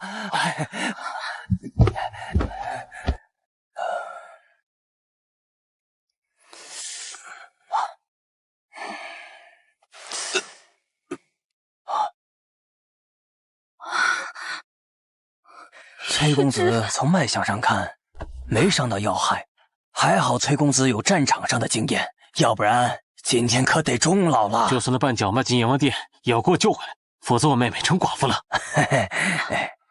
玉芝，没事，就算我把阎王殿拆了，我也跑回来看你，我也跟你白头到老。我这儿有浪荡子，有安神镇痛的功效，等一会儿让崔公子吃了。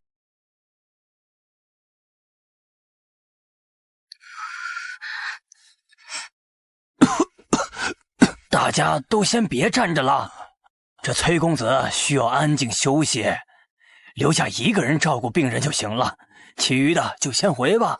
崔浩也算半个沈家人，我和阿昭留在这陪他。诸位，你们就先回吧。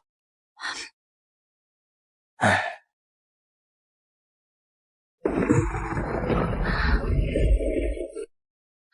哥啊，你是不是有什么心事？啊，也没什么心事。刚才原来人躲人的时候，好像撞到了桌角，我从吴元派那里求了一瓶药膏，忘记给他送过去了。外面雨下得急，兰蕊应该走不远，你赶紧给他送过去吧。行，你好好照顾他，有什么事跟下人说，我去就回来。放心吧，春白和夏桑都在这儿，没有事的。啊，即便是仓促定期，崔浩也一直在极尽所能做到最好，而我想受崔浩无微不至的照顾，却从未主动为他做过什么。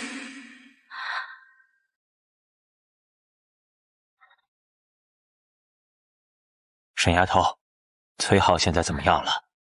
岳王爷，今日之事，你可还满意？本王几乎被人对穿，吓都快吓死了，还有什么满不满意的？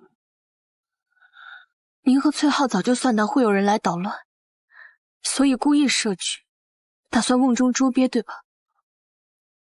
这些都是崔浩告诉你的。玉芝不曾告诉我，是我看到他拔出长剑，侍卫却迟迟不来，自己猜到的。只是，您到底有没有想过，对方还留有弓箭手？沈丫头，你很聪明。本王这也是被逼无奈。皇上膝下几位皇子都已经长大，大皇子和太子之间锋芒相对，本王不愿站队。若是要保全自身，唯有先向皇上表明忠心。阿昭当然聪明。你醒了。崔浩，今日之事，本王欠你一条性命，本王还有许多事要处理，就先走了。你们聊吧。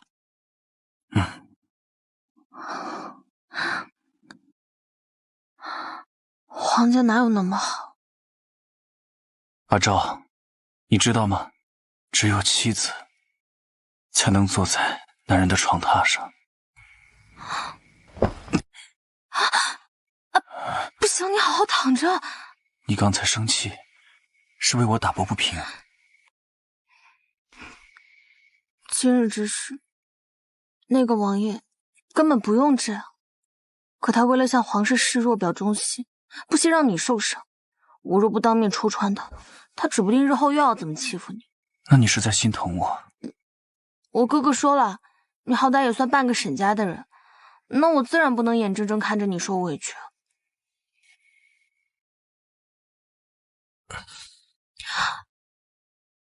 你哥还说，如果我醒不过来，就给你改嫁。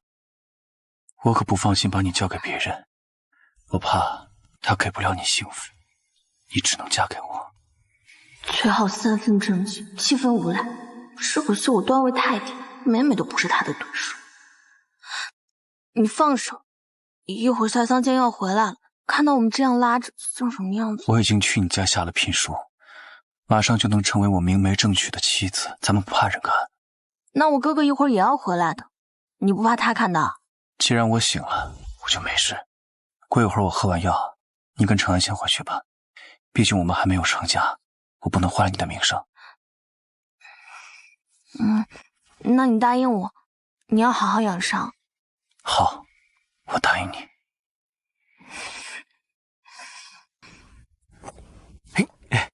阿昭，这茄子的大小感觉不对啊，老实交代，给谁做的？反正不是给你做的。这父亲的脚和我差不多大，不是给我们做的，难不成是给崔浩做的？是啊，就是给他做的。那可不行，外面男人有的，我们也得有。你赶紧给我做一手。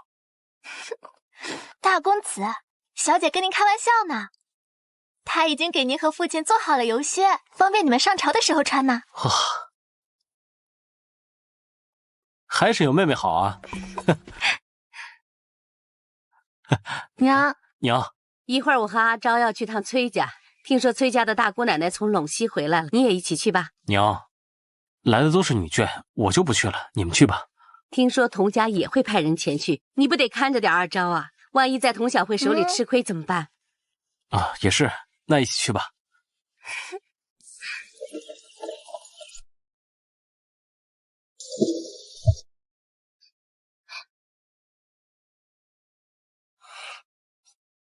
走。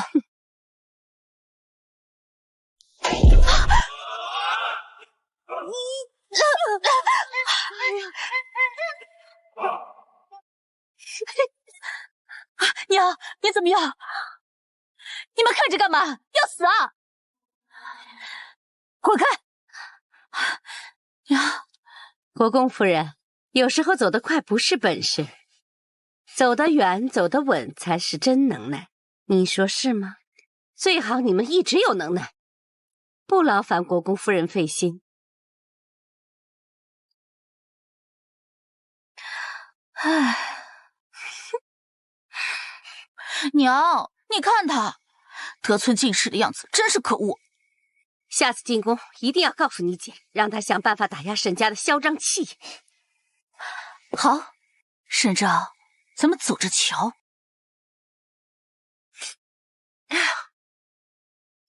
这不是沈家嫂子吗？瞧瞧我们的小阿昭，真是出落得越发水灵，怪不得我那犟种弟弟啊，眼巴巴求娶。如此天仙般的人儿，日后若能陪在母亲身边，母亲必然每天都乐开花。阿昭确实有福气，刚刚定亲，我们老三就升了官，我只盼着他们小两口好好过日子，日后再能抱个大孙子，我就乐开了花啦。哎，你们瞧，他们两个含情脉脉的样子，看得连我都羡慕。大姐说的对，阿昭确实有福气。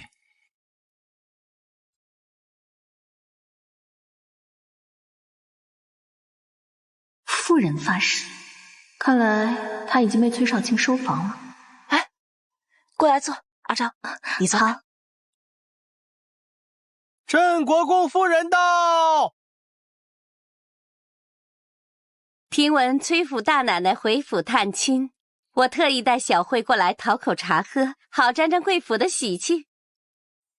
有劳国公夫人费心了，快快请坐吧。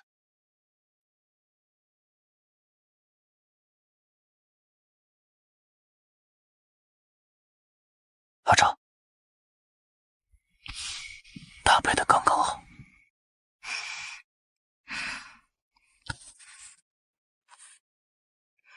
国公府诸事繁忙，夫人还能抽空来访，我们蓬荜生辉。少卿，这段时间总下雨，你有段时间没见到小慧了吧？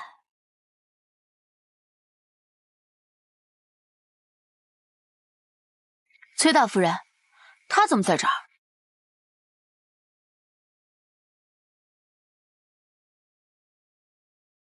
崔大夫人，再过半年小慧就要嫁进来了，总不能什么人都往崔少卿身边放吧？国公夫人，秋娘无亲无故，我娘看她可怜，所以才接近府内。崔府的规矩就是这般吗？我正跟崔夫人问话呢，你一个晚辈也敢插嘴？过去父亲和哥哥碍于我的面子，怕我在大夫人手下不好过，即便不满也都忍着性子，从不会当众露了崔家的面子。国公夫人，那只是个通房丫头，是个下人，夫人就没必要放在心上。既然是下人，可有卖身契？是死契还是活契？既然是下人，也要按照规矩办。老大媳妇儿，回去把卖身契签了。是。少卿，云清，你不是给大家准备了礼物吗？还不快拿出来让大家瞧瞧？哦，瞧我的记性，还要母亲提点。来人，把我的礼物带上来。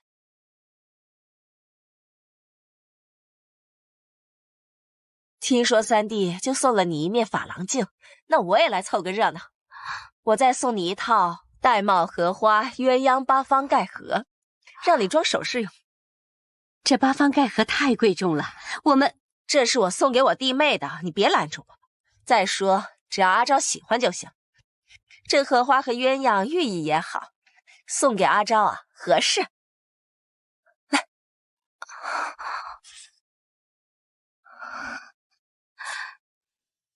多谢李夫人，我很喜欢。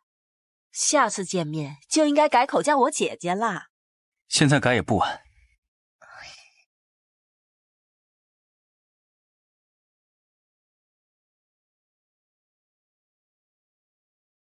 你自小仰慕少卿，没想到还有这夫妻缘分。只是这长房孙媳难当，日后怕是要辛苦你了。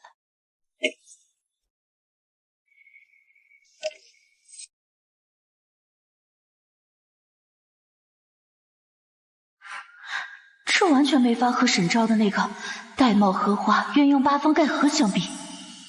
好了，铺时定在1个时辰之后，你们也别都拘在这儿了，都到院子里去逛逛吧。是。怎么，现在的崔家三少也成小辈了呀？现在你的辈分就是我的辈分，往后我的辈分就是你的辈分。那你是什么辈分啊？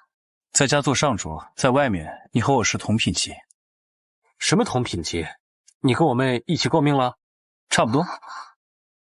你别打哑谜了，什么差不多？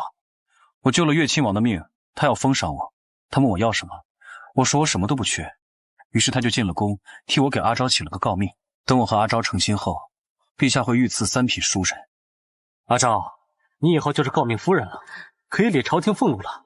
朝廷官员多，有诰命身份的命妇却少，就连母亲也是父亲立功后才得的诰命，刚成亲就被封赏，我还是本朝第一例。阿昭，终有一日，我会给你请封夫人，无论走到哪儿，我们共进退。京城人人称赞的贵公子，眼里只有风花雪月，对人对事都极为冷淡。而这位策马山河、仗尽天下的少年将军，却懂得人情冷暖，重情重义。玉芝，投我以木桃，报之以琼瑶。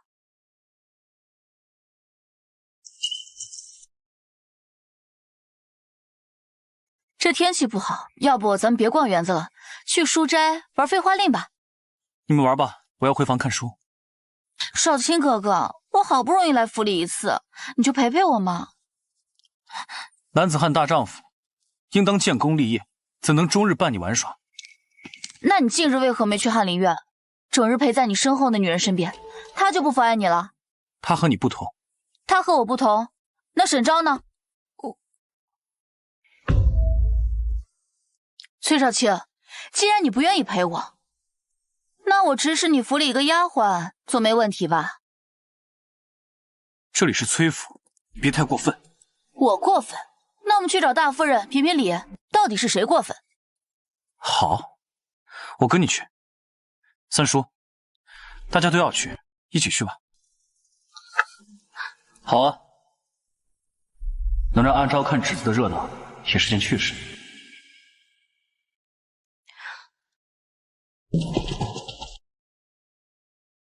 来人，给公子和小姐们准备好上好的茶水，还有水果。怎么，如今主子是使唤不动你们了吗？他们没有对牌，无法领取所需的东西。他们估计还要争执一会儿，咱们先坐这休息一下。不过是小气片刻，不如给些银子打发厨房婆子备些吃食。主子们说话哪有你一个下人插嘴的份儿？说是就说是，叫许人干什么？他不过是一个下人，能懂什么？这世家大族的茶点搭配自有定数，伙房婆子能懂什么？你如此袒护他，他日后一定会让你丢大脸。哎，不就是来顺便喝个茶吗？怎么还能讲出这么多道理？待客之道可是一门大学问，能讲得多着呢。就比如说，刚果使人口渴，最适合搭配龙井解腻。这咸辣的糕点呢，虽然好吃，但是容易有异味，最适合配凤凰单葱。沈昭竟能把招待客人说得如此清楚明白，恐怕连常年跟着母亲身边的管家妹妹都做不到。阿昭，要是你今天来安排小聚，你会用什么样的茶点招待我们？我会准备把饱腹感强的核桃酥搭配龙井给哥哥，给你准备好消化的芋头糕搭配铁观音。只不过待客之道再多的讲究都是做给外人看的，你们吃得开心才最要紧。那我有口福了。不是要玩飞花令吗？怎么还不开始？眼下正好是开春，那咱们就以春字接诗，错的人就自罚一杯茶，如何？都没有异议的话，那就从我先开始。桃花一簇开无主，可爱深红爱浅红。这桃花开得再美，也有人爱深红，也有人爱浅红，更何况是人呢？沈昭，你说是不是？谁说花无百日红，紫薇常放半年花，各花入各眼，不过花开再美也只有一季。我只盼着能百日红，千日好。他这是在挤兑我。春风吹落旧时花，花谢花飞又一年。阿昭，你是想说第二个花？是，我想把这诗送给李夫人，愿她独领风骚，花红满堂。回头我告诉姐姐，她必定会喜欢。有些人啊，总是自以为是。你说你们桃花红、梨花白、菜花黄的，我妹妹喜欢的可是花开常盛的紫薇，经得住风霜的才是最好的。知我者，大丘柯也。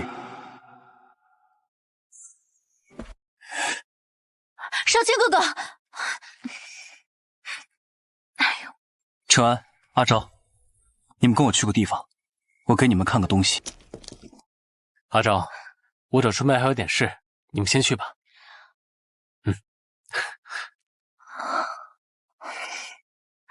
你要带我去哪里啊？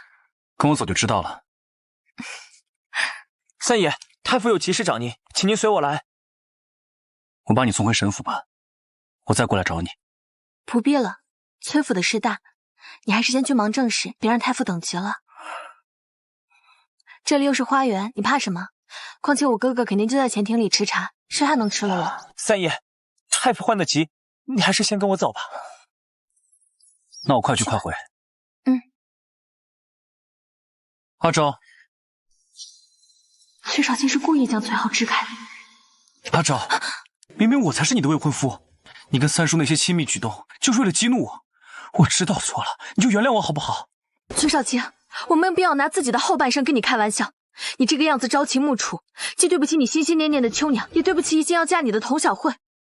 我与你没有半点关系，你立刻放手。阿昭，我真的知道错了，秋娘只是一个妾室，佟小慧举止粗鲁，娶妻当娶贤，我只想你做我的夫人。你口口声声说自己错了，可你根本不知道自己错在哪里，只不过是觉得秋娘与佟小慧都不如你意，所以你才来找我。你这个样子，说到底心里只有你自己。你觉得我三叔跟我有什么不同？世家子弟都是三妻四妾，你就能保证他一辈子都爱你吗？真的是父亲在叫我吗？当然。快说实话！三爷，是大少爷逼着小的引您离开。你就能保证他一辈子都爱你吗？你愿有阴晴圆缺，可是暗夜不染，清辉常在。三叔与你不同，他心中有广阔天地，你不过是萤火之灰，照人不亮，徒有其表。你根本就不知道他是什么人，他处心积虑破坏我们的婚事，利用你父亲的职务连升两级，还搭上了乐亲王。这样的人，你觉得他真是那样与世无争吗？他凭借自身实力得到乐亲王与我父亲的认可，有何不同？我们定亲那么久，难道我父亲没有帮衬过你吗？为何他人能扶摇直上，你却不行？崔少卿，凡事还是要从自己身上找原因。崔少卿，往后君卧高台，我栖春山，你我还是各自安好吧。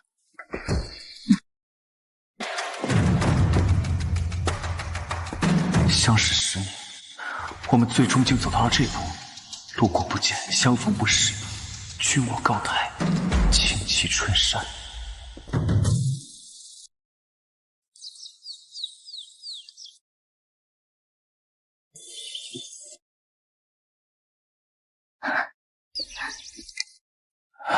你不是去见太傅了吗？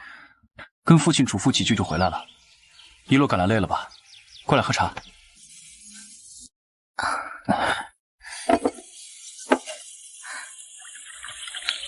你这是在釉画吗？本来想画一个花瓶的，不知道你喜欢哪一种？我想要一个漂亮的花瓶，正好入秋插山茶花会很漂亮。你怎么连烧瓷都懂啊？我本身就是怀揣泥土的人，遇到你之后，泥土就有了瓷的模样。你跟我说实话，你是不是在北疆养了一屋子的美景，才练就了这副好口才？阿昭，你想多了。行军打仗，只有将军才能携带家眷。我去年才任职毕将军，何况北疆战乱频繁，这种颠簸之苦，一般人都受不了。正是因为了解战争的残酷，所以你才主张练兵，增设兵备道。只有经历过鏖战，才能知道战争的残酷和前线将士的不易。既然我这次回来了，我想为他们多做点事。父亲曾说，只有了解一个人的过去，才能读懂他的现在。你也可以期待他的将来。你这些好听话都是哪里学来的？可能是遇到对的人了吧，就想把自己知道的东西都告诉他。说多了呢，就自然会有你喜欢的。如果你不喜欢，我少说就好了。别，嘴有多甜，命就有多好。咱们崔三爷命好。你说的没错，我的运气都在后面呢。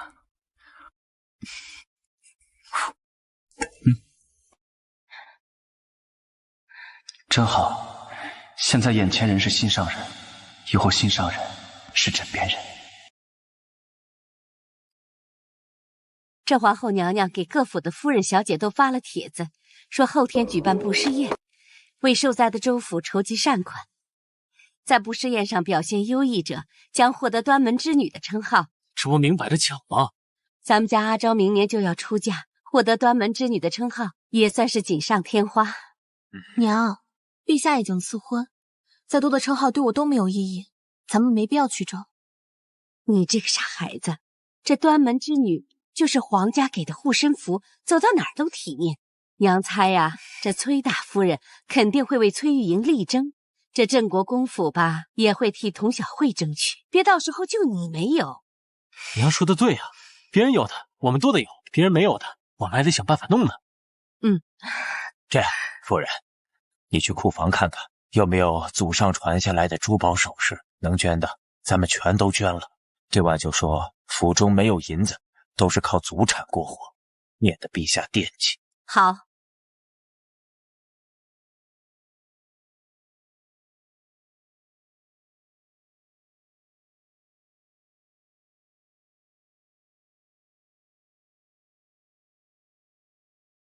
我不过是个七品穷汉，沈昭向来心高气傲，贪图权势，选择官位更高的三叔，也是人之常情。我又何必念念不忘？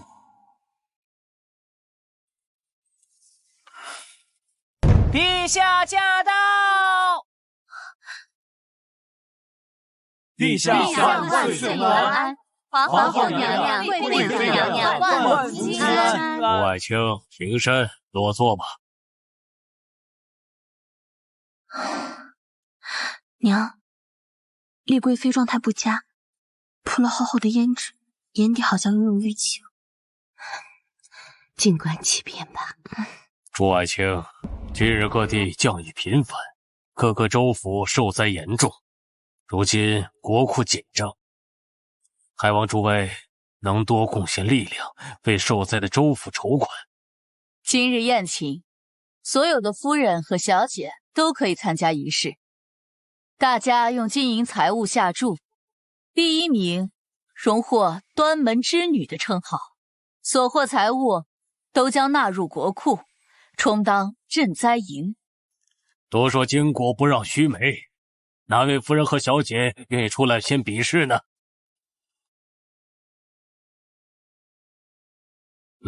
陛下，臣女愿意一试。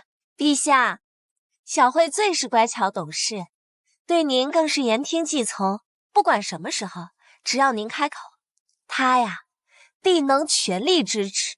贵妃说的没错，你入宫5年，我也是看着她从一个小丫头到今天亭亭玉立的样子，确实是最听话的。陛下，既然是比试，臣女觉得一个人总有点提不起精气神儿。臣女想从闺秀中选择一位，和臣女对弹一曲。你这个提议不错，你想请谁？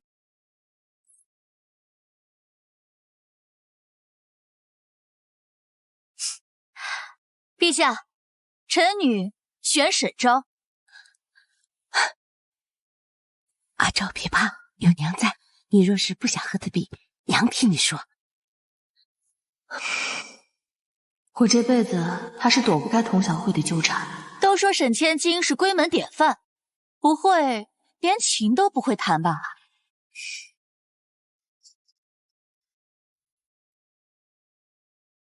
陛下，臣女觉得，既然宪君已经提出了抚琴，若臣女再次抚琴的话，岂不是完全没有新意？那依你之见，什么是有新意？臣女想为陛下和皇后娘娘献上一幅泼墨山水图，琴声悠扬，笔墨天香，岂不是别有一番意境？陛下，要是2人配合，一人泼墨，利用泼墨的形象绘画，应该会有挑战性。我想跟沈小姐一同绘画。陛下，这泼墨山水画听起来就是有趣，再加个人进来，更加能考验沈小姐的画工。您觉得呢？陛下，小姐们比试才艺，让男子加入，怕是不好吧？真金不怕火炼。沈昭若是真有才能，那就不怕被人为难，真准了。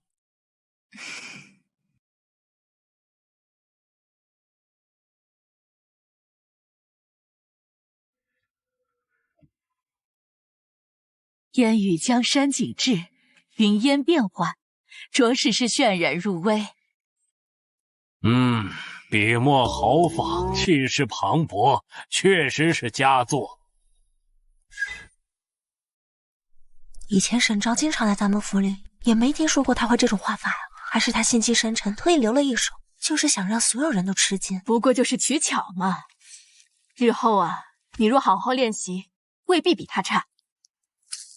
自我几年前嘲笑沈昭画工不好，不让他拿画作烦我之后，沈昭就真的再也没有提过画画的事。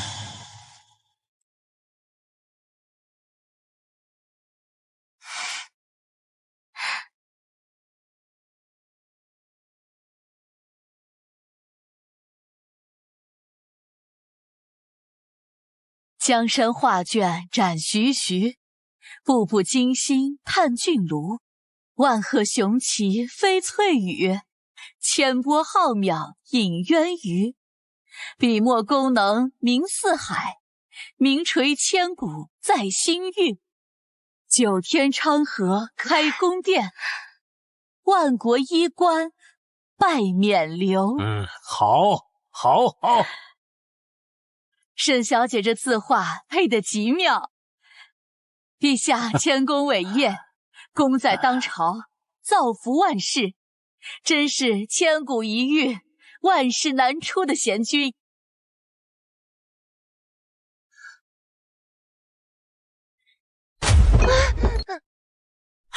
娘娘，你怎么了？你怎么了？季世良，快起来！陛下，臣妾不好男人，是保不住这个孩子。快传贵妃回殿，快传太医！来人，宣太医！陛下，宴席怎么办？皇后主持就好，朕先去探望丽贵妃。贵妃身体抱恙，本宫也万分焦急，但眼下栽地募捐更为重要，我们还是继续进行。就算没有公母在，这一局我也赢定了。沈小姐的泼墨山水技艺高超，令本宫眼前一亮。小惠县君的琴艺也十分出色，真是辛苦你们二人了。皇后娘娘竟然将沈昭放在首位，我昨天的精心准备全白费了。多谢皇后娘娘。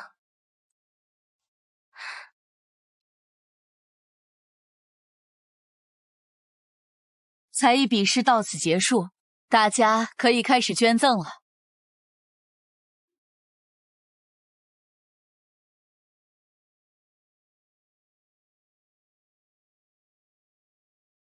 鱼之这一大把，该不会有几千两吧？你不怕回去还加罚？这是我打胜仗陛下赐我的，又不是什么来路不明的银子，全当给阿昭添妆了。哼，不过只是赢了个比试，有什么可厉害的？投机取巧罢。娘，闲话人人都会说，毕竟活在别人眼中，死在别人嘴里。我当是谁在这里大放厥词，原来是沈小姐。不过就是得了皇后娘娘几句夸奖，用不着在这里趾高气扬。娘，等沈昭嫁到崔家，母亲是崔家宗父，又是长嫂，早晚有收拾她的时候。马上就要嫁人了，还是收敛点好。大嫂，你说谁要快嫁人了？女子早晚就是要嫁人的，我没特指谁。既然还没嫁人，那就在家从父，你还没有资格跟我争。那出嫁以后呢？自古男儿皆薄情，年少耳鬓厮磨的时候，哪个都是情深意重。日子过久了，便会弃之如敝履。你看自己跟旁人有什么不同吗？路都是自己走的，愚者苛责别人，智者修炼自己，怨不得别人。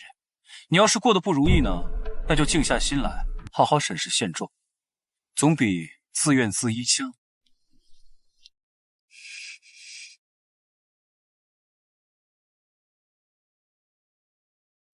我们走吧。启禀娘娘，募捐金额已经统计完毕，金银器具也折算成银两，这是清单，请娘娘过目。这么短的时间就筹集到快50万两银，甚好，甚好。师傅，公布压轴排名吧。第一名是吏部尚书之女沈昭。沈小姐德才兼备，确实能当此殊荣。来人，赐沈昭端门之女。多谢皇后娘娘。本宫替灾民们感激各位的倾囊相助。天色也不早了，都回吧。是。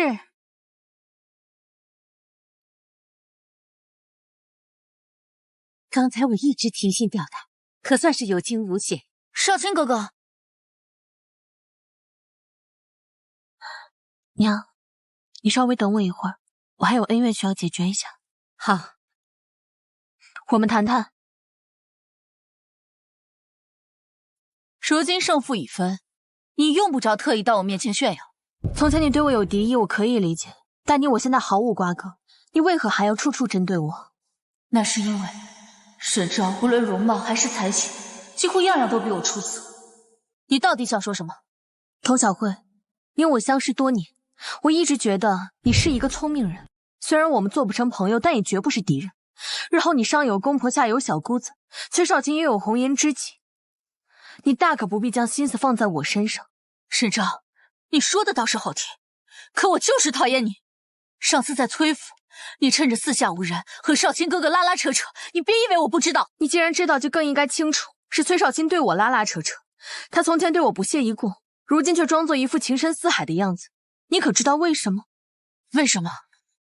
崔少卿这个人是一个不懂珍惜的人，他总是得陇望蜀，是一个彻头彻尾的蠢货。明明手中握有宝藏，却满地寻找碎尸。你说是不是？不管如何，都给我离少卿哥哥远一点。你放心，他在你眼里是宝，我却巴不得离他10丈远，见一面我就觉得晦气。我只希望我们日后各走各路，井水不犯河水。世昭，我问你，少卿哥哥真的喜欢秋娘吗？有些人山珍海味吃腻了，就想吃些粗茶淡饭，谁知道呢？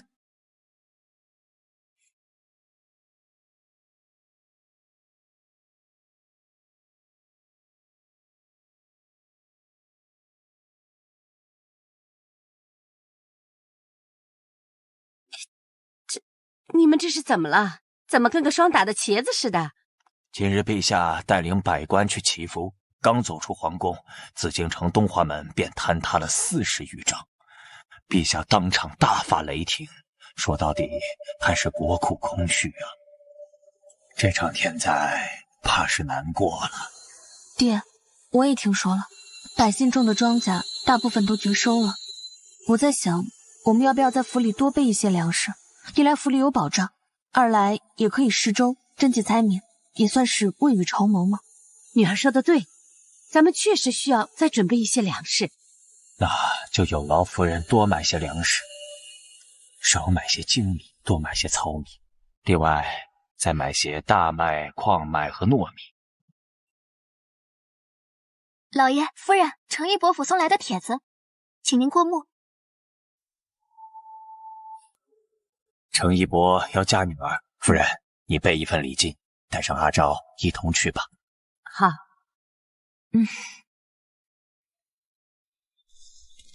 严兰蕊，你每次都上赶着巴结沈昭，小心热脸贴冷屁股，自讨没趣。你的嘴是不是被铁水浇过？刚进来就阴阳怪气的说话，你不怕风大闪了舌头？兰蕊，可千万要小心，有些人舌头长的都能当鞭子使，可万万别被伤到了。沈昭，要是三叔知道你现在这副牙尖嘴利的样子，定然不会娶你。啊，你是不是早上没刷牙呀？怎么张嘴就熏人呀？三叔会不会娶我与你们大房好像一点关系都没有？与其关心我，倒不如关心关心自己，什么时候嫁出去？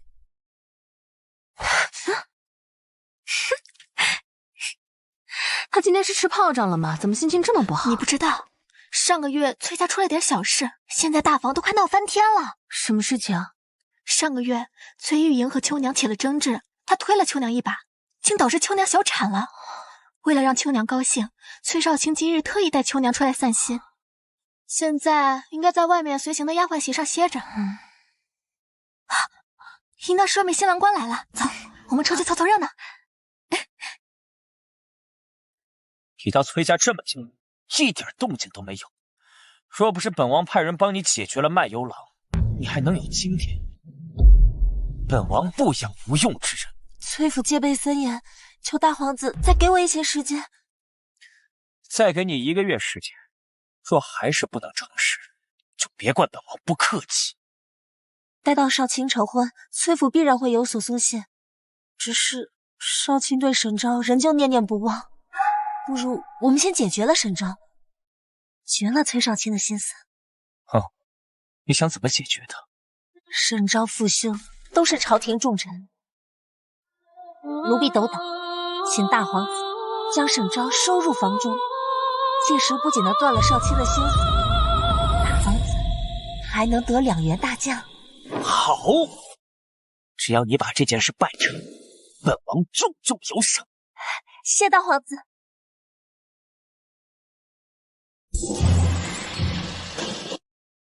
哇！走，看那个。沈小姐，沈小姐，玉莹到后院崴了脚，你们随我去看看吧。崔玉莹受伤，你不去找崔家人，来找我们干什么？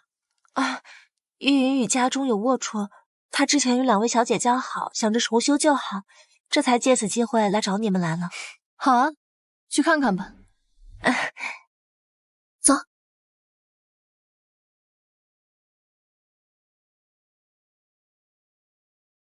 玉莹呢？刚才还在这儿。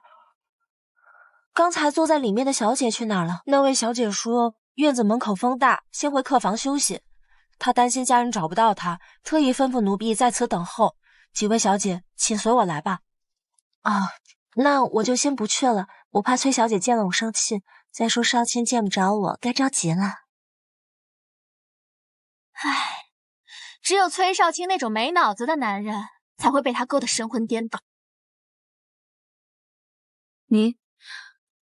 我们刚刚一路走来，少说也有100米有余。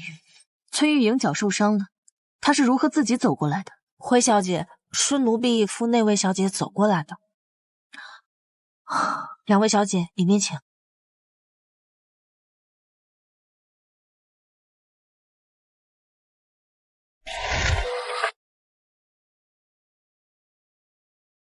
这屋子不透气，我讨厌。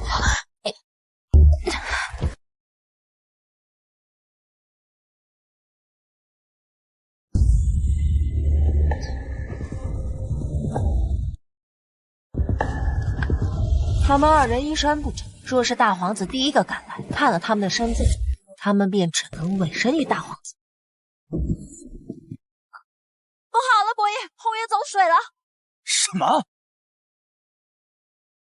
各家小姐是不是在后院歇息？快，人命关天，咱们赶紧过去看看。大皇子，不能去啊！我是危险，快去看看了。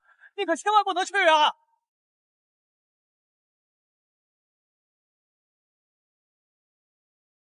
人呢？下人明明看到他们进屋，难不成还能飞天遁地不成？厢房里只有这个故意纵火丫鬟，我看殿下应该是找她吧。翠浩，你明明一直和我们在一起，如何得知这个丫鬟纵火？难不成这火是你放的？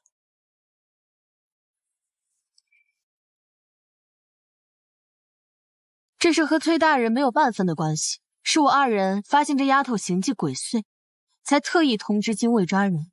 既然这样，那便通知刑部，让刑部问审好。不行，这丫鬟谋害重臣千金，必须交由慎刑司审讯。此事我已禀报过皇上。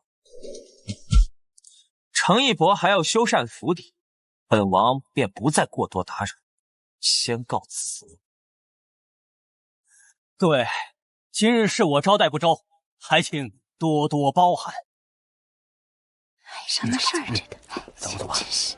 是秋娘以崔玉莹受伤为借口，引我们到客房的。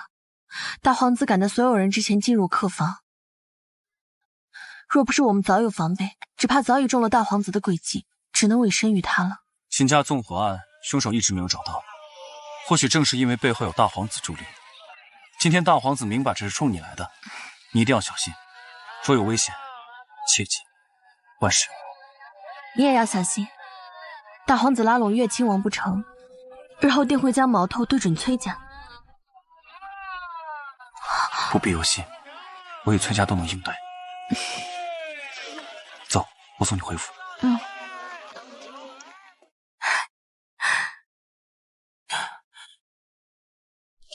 娘，阿昭，这么着急做什么？疯狗咬你屁股啦？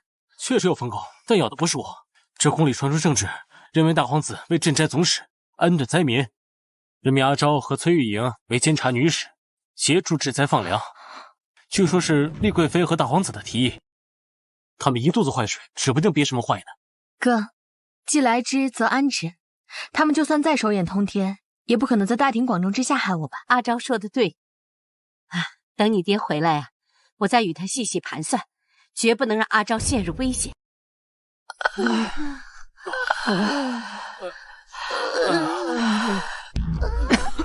好饿。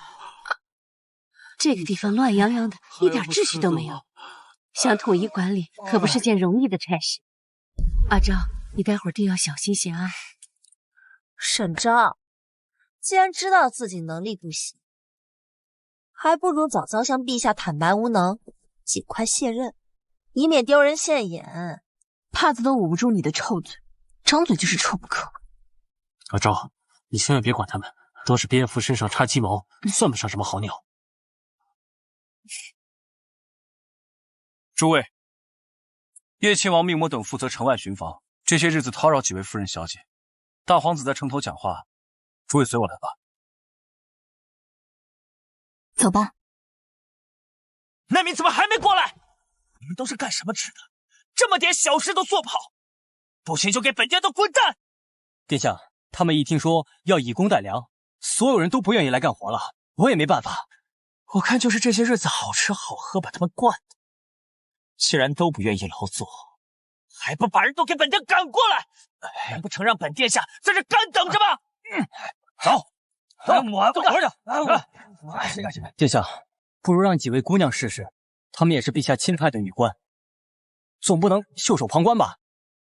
沈昭，你过来！沈昭，你给本殿速速过来，莫要耽误时间。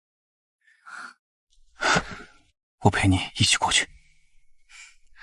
马车后面有100口新锅，你让人熬上稀米，再将车里的馒头也拿过来，我自有办法。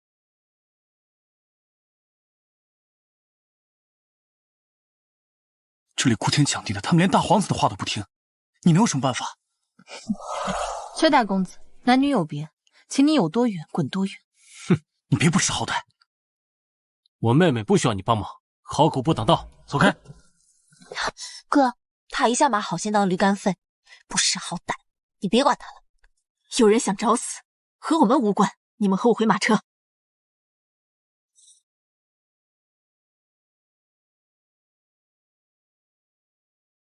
让你过来是解决问题的，你倒是说话。殿下，您身份尊贵，声音洪亮，他们都胆敢不听。臣女人微言轻，说话自然是无用的。那你上来做什么？在这看热闹吗？殿下，臣女在等。你能不能别卖关子？到底在等什么？请殿下给臣女1炷香时间，殿下自然会知道答案。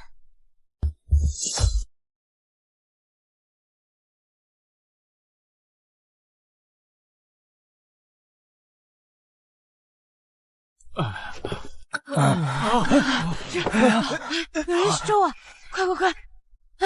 哎呀，有饭，是的，这有饭。诸位，哎呦，大皇子此次前来带了5万担粮食，后续还会有源源不断的赈灾粮送过来，所以只要大家参与劳作，每天就可以领取后粥和馒头。粥还有馒头，那我们就能吃饱了呀。是啊，而且就算是老人和孩子不能参与劳作也不要紧，可以帮火头军做饭，拾取柴火，总之，只要是配合朝廷赈灾，大皇子一定不会让大家饿着的。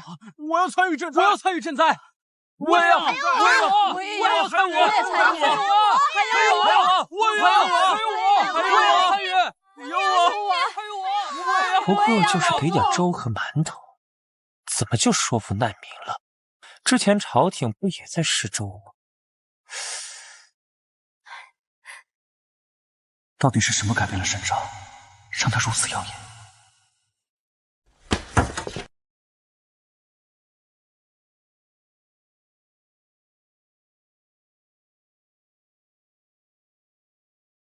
我记得东宫骑马是从5品啊，短短3年就能连升2级，已经很厉害了。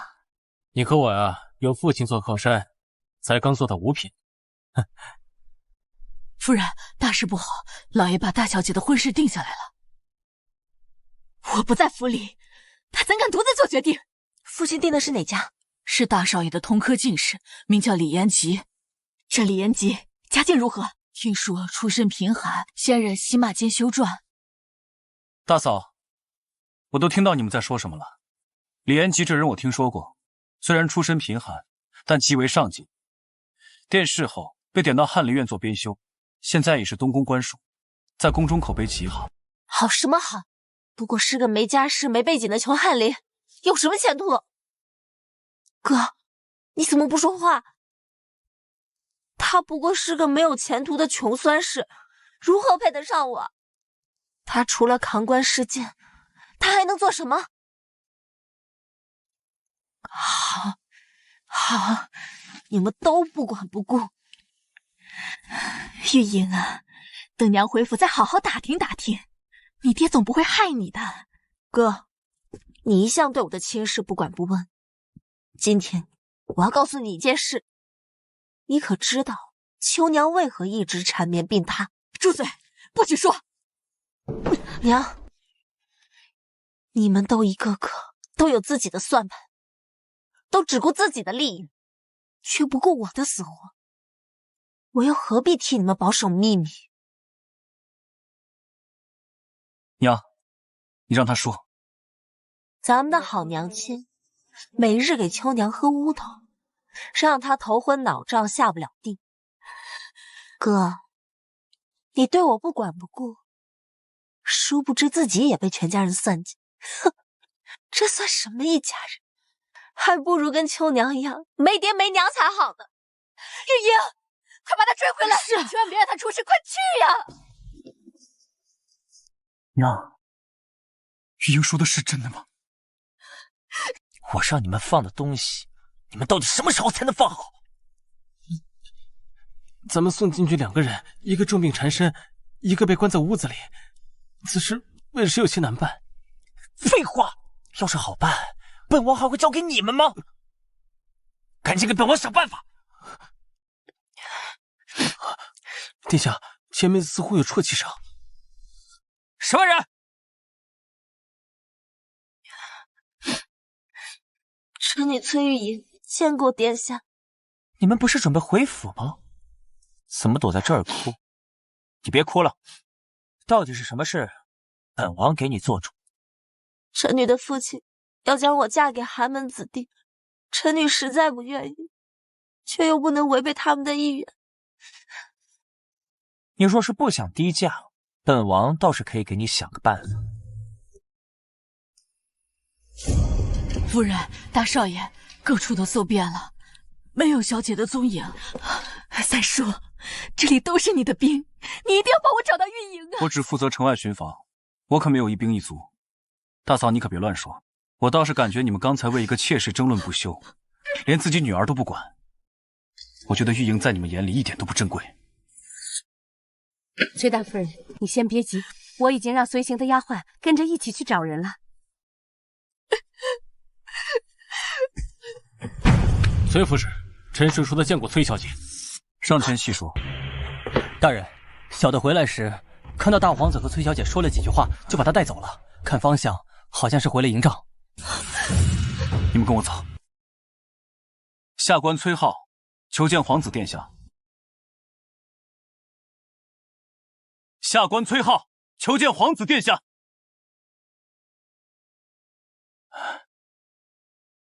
哦，崔浩，本店刚刚在河边救了个失足落水的姑娘，骗你过来搅本王好事。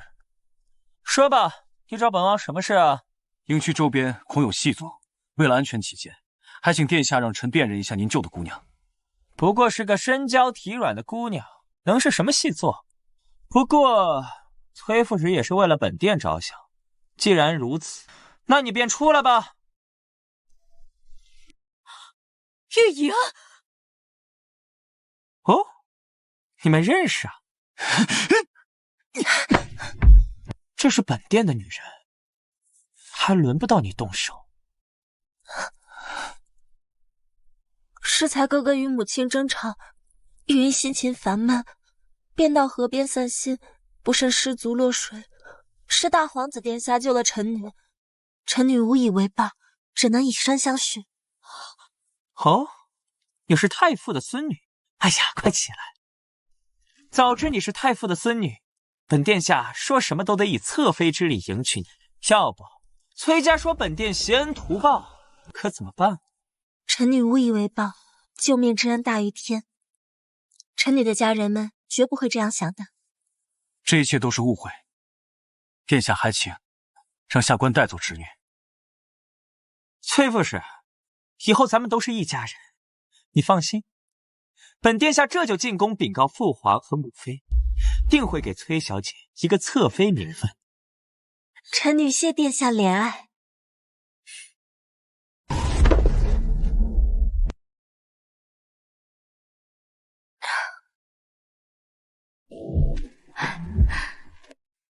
爹，夫人，崔家送来请柬，崔少卿和童小慧的婚期提前了。夫君，你可知为何？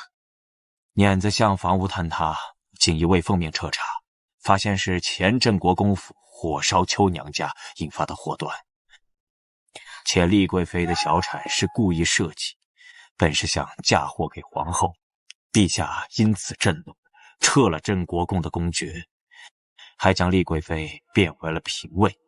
崔家仁厚重诺，还愿意娶童小慧，不过要将婚期提前。这崔家还真是多事之秋。好在阿昭与玉芝的婚事还要过段时日，先去了崔少卿的婚礼再说吧。是。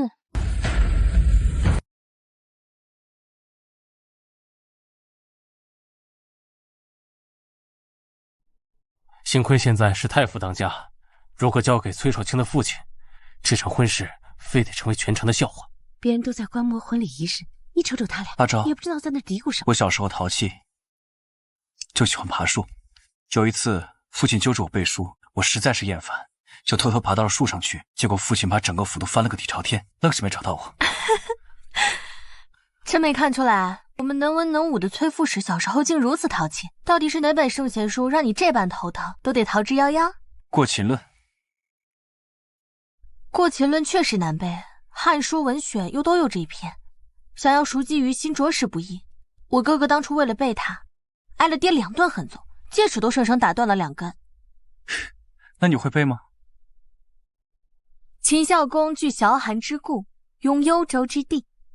这是多不喜欢我，才能连成亲都不愿挂着孝女。赵元郎文采斐然，何不作诗下轿啊？是啊，作诗，作诗，作诗，作诗，作诗，快作诗，快作诗，作诗，作诗，就是作诗一首啊，赵元郎。花堂小轿落门台，遮掩春山至上才。若到团圆似明月，此中须放莲花开。哎呀，好诗好诗，状元郎果然好，果然是。哎呦，状元郎果然大才，是这样。这诗做得太过敷衍了事，一看你没有真情实意。如果换你写我，你会写什么？我要写不写风花，不写雪月，只写春来暖，花满园。陌上清风迷人眼，与你共饮岁月风尘酒，杯杯都是人间情。原来喜欢一个人是春风送暖，岁月与共。我已经开始期盼和崔浩往后的年年岁岁，朝朝暮暮。那你呢？什么？哦，若是你写我，你会写什么？一屋何两人，三餐烟火暖，愿可共繁华，四季皆安然。人生很短，不过朝暮与春秋。我所求是温暖与陪伴，我想与你四季安然。你在我心上，我在你身旁，往后余生，愿我们不负相遇。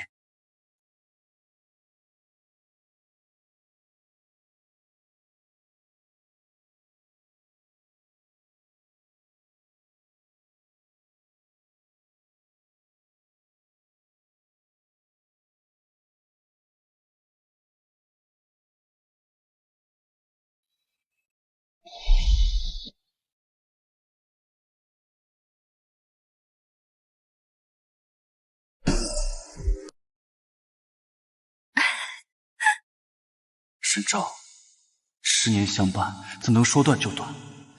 我那么多次卑微求和，换来的却是你的狠心移情。你是铁石心肠吗？新郎官，你倒是走啊！快走啊，新郎官！少卿哥哥，你不必担心我跟不上，我能跟上。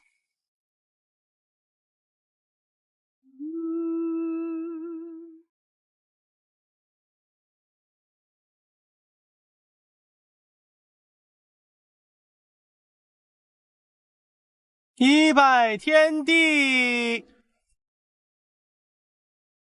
二拜高堂，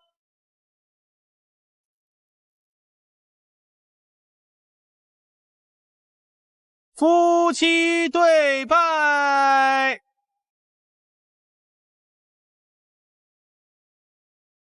本以为抓住崔少卿就能飞上枝头，哪想这枝头长满了倒刺，竟将我扎得体无完肤。好在大皇子已有计划，崔家少夫人的位置我得不到，便毁了所有人。崔大少爷闹起来了，我们快去看看。走。啊，我们也去看看。走。你父亲和姐姐跋扈，所以才落得这么个丢职被贬的下场。以后你最好是少出去，免得丢人现眼。都说崔家是钟鸣鼎食之家，汉末诗书之族，培养的嫡长孙却3年不得重用，只会欺压良善女子，抬娶无知妇人，成为街头巷尾的笑谈，果真是一代不如一代。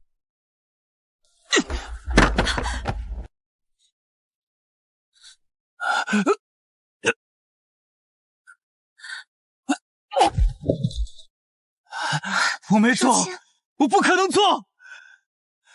你没事吧？夫人怎么可以如此欺少卿呢？我分居休息吧。来，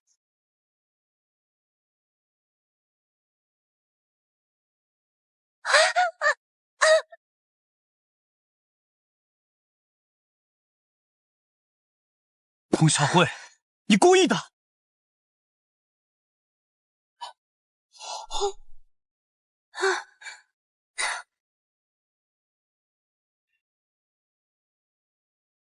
哼，这就是爱你哭，爱你笑，爱你矫情，爱你无理取闹。这个秦秋娘啊，怎么就在万千人海中看上了这么个金芒眼瞎的崔少卿呢？我们明明走得好好的，你眼瞎吗？非要往秋娘身上撞？崔少卿，我看瞎了眼的人是你吧？你哪只眼睛看见我撞的？退一万步来讲，就算我撞了她又如何？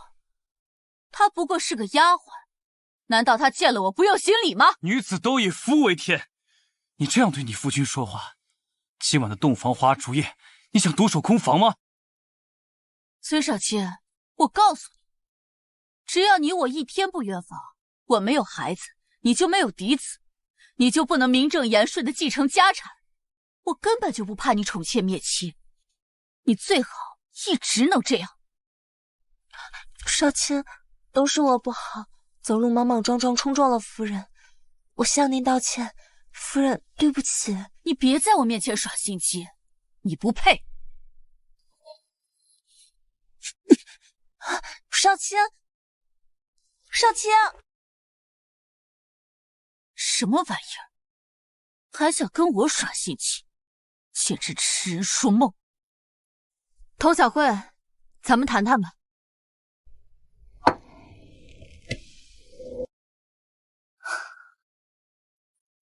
你可还好？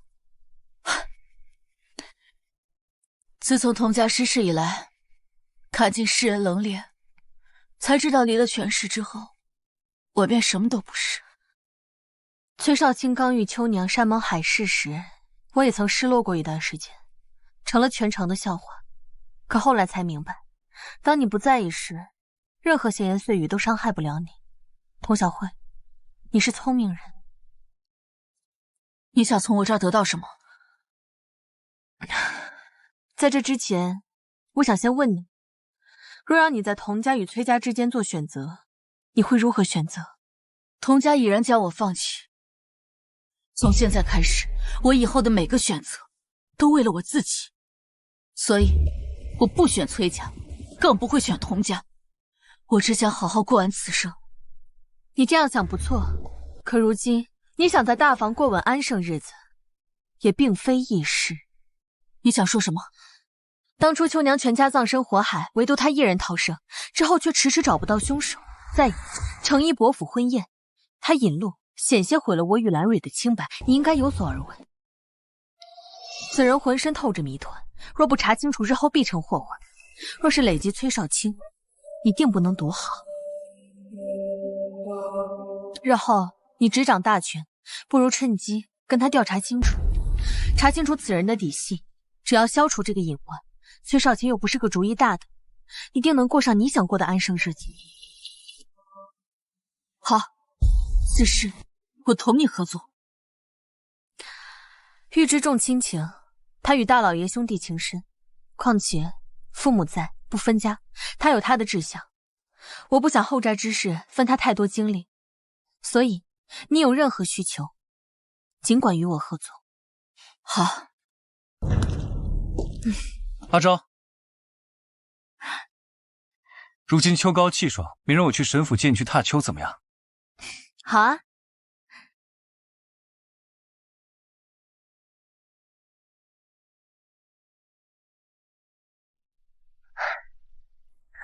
我常听人说，7月枣，8月梨，9月的柿子红了皮。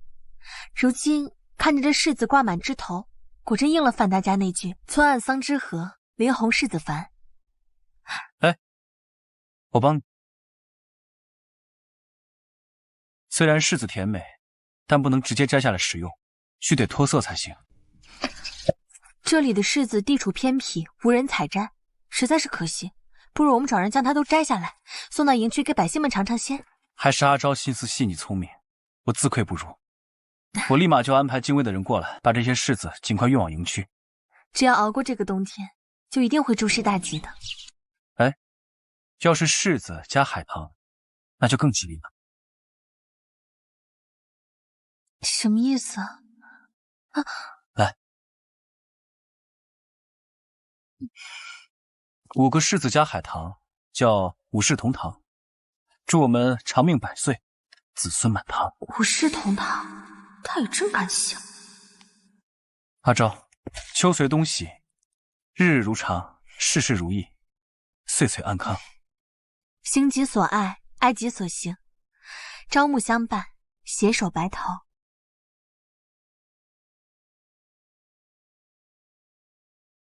心里有事啊？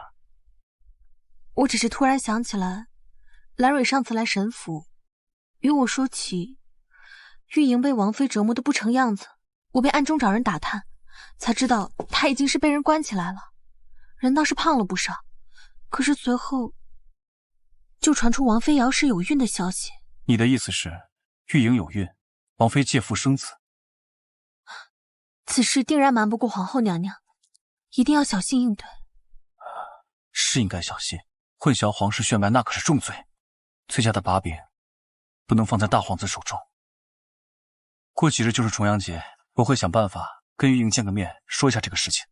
可是那天陛下要带领文武百官和皇室宗亲祭拜先皇陵墓，祭祀三皇，你要领兵维护祭祀安全，我作为女眷见玉莹更容易些。那就麻烦阿昭了。祭礼既成，钟鼓齐鸣，皇帝跪拜，皇恩浩盈，千秋万载，帝业长新。你腹中胎儿几个月了？你怎么知晓此事？让我猜猜，这次祭祀大皇子是如何跟你说的？他是不是告诉你，你怀孕不满3个月，万不能让任何人知晓，免得动了胎气？你脑子是不是被驴踢过了？家中长辈好心相劝，你冥顽不灵，那些八竿子打不着的人信口胡诌，你倒是深信不疑啊！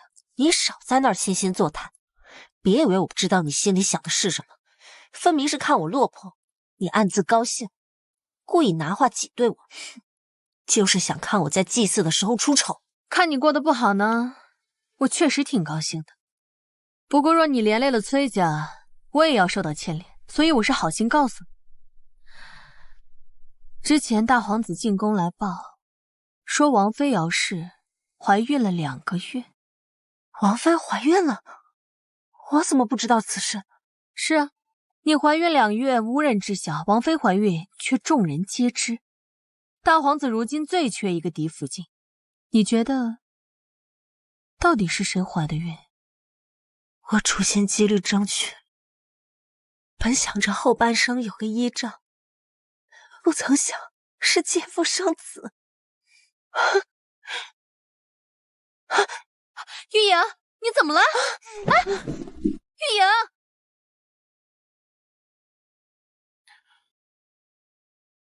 石凤，速去查看怎么回事。是。大胆！何人在此喧哗？不知道陛下在祭祀吗？石公公，大皇子侧妃刚刚不知道为何突然晕厥，麻烦您请太医瞧一瞧吧。这咱家也做不了主啊，还得请着陛下。石公公，眼下人命关天，吴盼院不是也在场吗？你让他过来看看吧。言之有理，咱家这就去请。吴院判啊，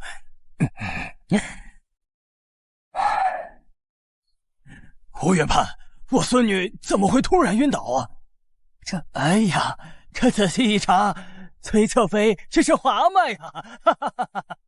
吴院判果然医术高明啊！恭喜大皇子，贺喜大皇子，崔侧妃有孕了。陛下，祭祀刚结束，崔侧妃就被查出有孕，这是天降吉兆啊！说得好，此子来的正是时候，定是祖先显灵，降下了祥瑞之兆啊！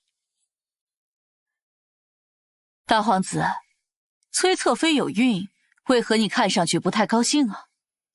皇后娘娘真会说笑，侧妃有孕，我自然是高兴，只是今天是祭祀，怎好耽误陛下和诸位大臣的时间？陛下，臣刚刚收到一封密报，请陛下过目。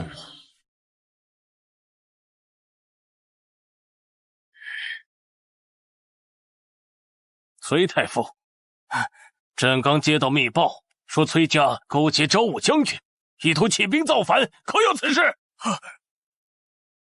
陛下明鉴，崔家随太祖打天下，辅佐了5代圣君，绝不可能生出忤逆谋反之罪，请陛下明鉴。王妃迟迟不孕，本皇子本想将崔玉莹去母留子，谁知道竟当场看病。好在接下来的计划会如期执行，大不了就舍弃崔玉莹母子2人，先除了崔家再说。既然你口口声声说冤枉，那朕就搜查崔府，传旨下去，立刻叫锦衣卫查抄崔府。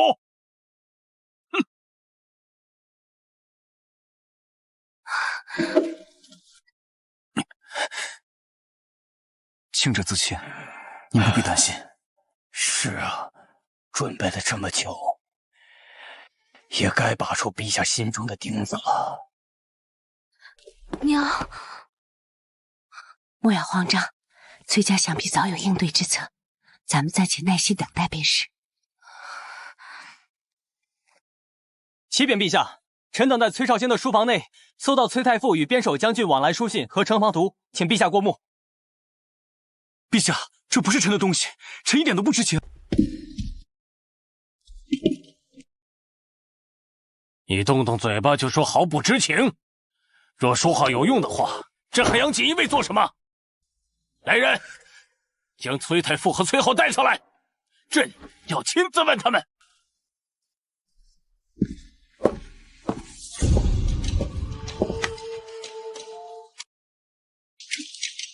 祖父、三叔，锦衣卫在我书房里搜出了祖父和昭武将军的往来书信和城防图，说我们谋逆造反。我只会读圣贤书，哪里会造反？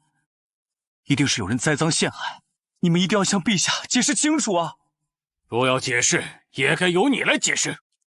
东西是从你的房间里搜出来的，难道这些东西自己长了腿，跑到你的房间里不成？陛下，书信里写道，祖父和昭武将军有勾结，那自然与祖父逃不了干系啊！陛下，东西是从少卿的房间里搜到的，却不代表是崔少卿放的。我今日进宫祭祀，府内只有女眷，还恳请陛下把童小慧宣进殿来。她只是一个妇人，三叔宣她进殿干嘛？你连自己的家门都看不住，怎敢责怪他人无用？来人，宣童小慧进殿吧。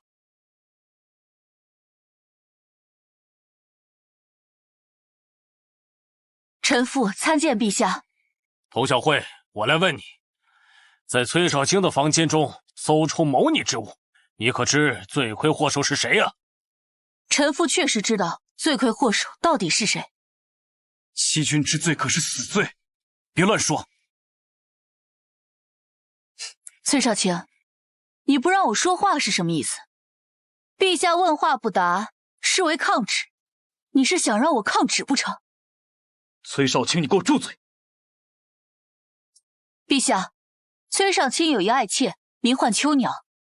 崔少卿平时从不允许有人进入他的书房，但今日上午有下人禀报，秋娘独自进入书房，所以臣妾已经将秋娘拿下，随时可以当堂对质。胡说！你就是嫉妒秋娘得宠，所以在陛下面前陷害于她。你这个毒妇！闭嘴！朕在此没有你说话的份。来人，把秋娘给我带上来。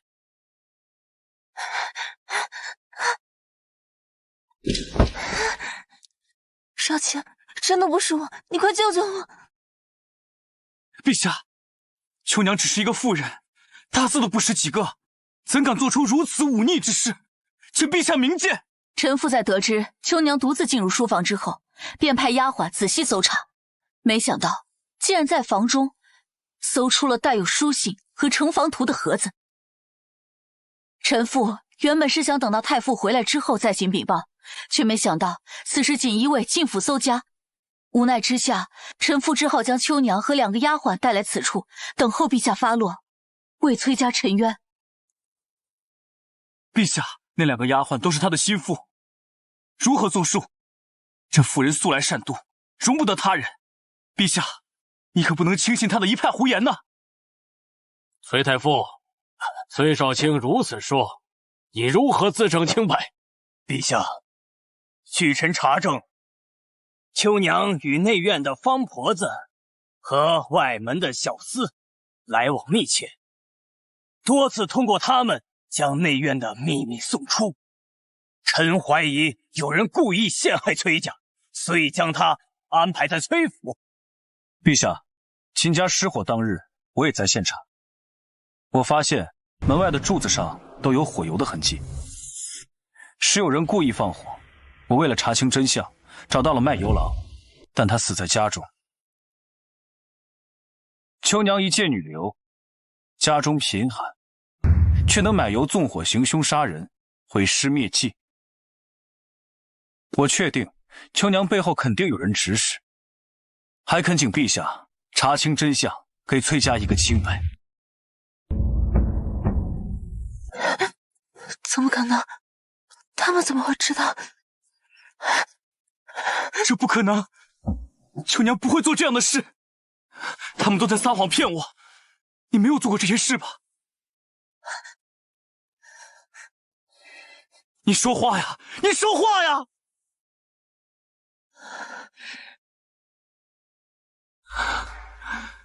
不可能！不可能！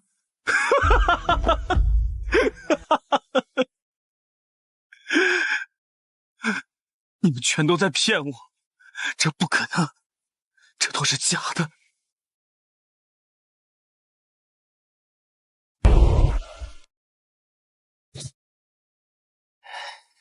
你们慢慢吃。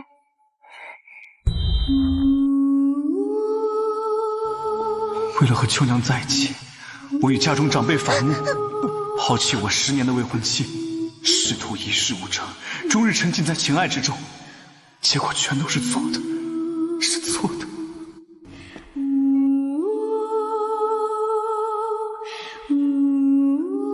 秋娘背后之人是谁？是你们打算自己承认，还是让朕自己查个水落石出？父皇明鉴，儿臣是曾与秋娘有过联系，但近1个多月，儿臣一直在面壁思过，从未与她联系。儿臣敢保证，今日之事跟儿臣没有关系。你还在狡辩？好，来人，把秋娘送到慎刑司，朕今晚就要知道结果。陛下饶命！陛下饶命！陛下饶命！陛下，陛下饶命！陛下，陛下！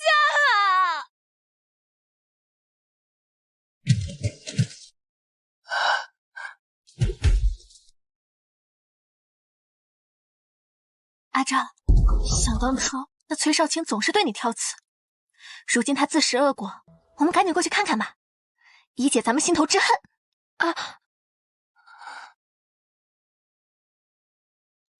阿昭，都是秋娘心思歹毒，从中作梗离间你我2人。看在往日的情分上，再给我一次机会，咱们重新开始，可好？崔少卿，你以为你是谁？你不过认识秋娘几日，便将我弃了，但知道她的算计又回来找我。难道天下女子都要围着你转吗？有的时候我真的很好奇，到底是哪里的茅厕没有关好，让你爬出来了？阿昭，不是这样的，当初他定是在面汤里下了药，否则我怎么可能像丢了魂似的？后来我意识到错误，但是你执意要嫁给三叔，我脸皮又薄，不好意思求你回来。我保证，我绝对不会再有这种事情发生。崔少卿什么时候变成这样的人？不过半年时间，秋娘竟然折去了他所有的傲骨。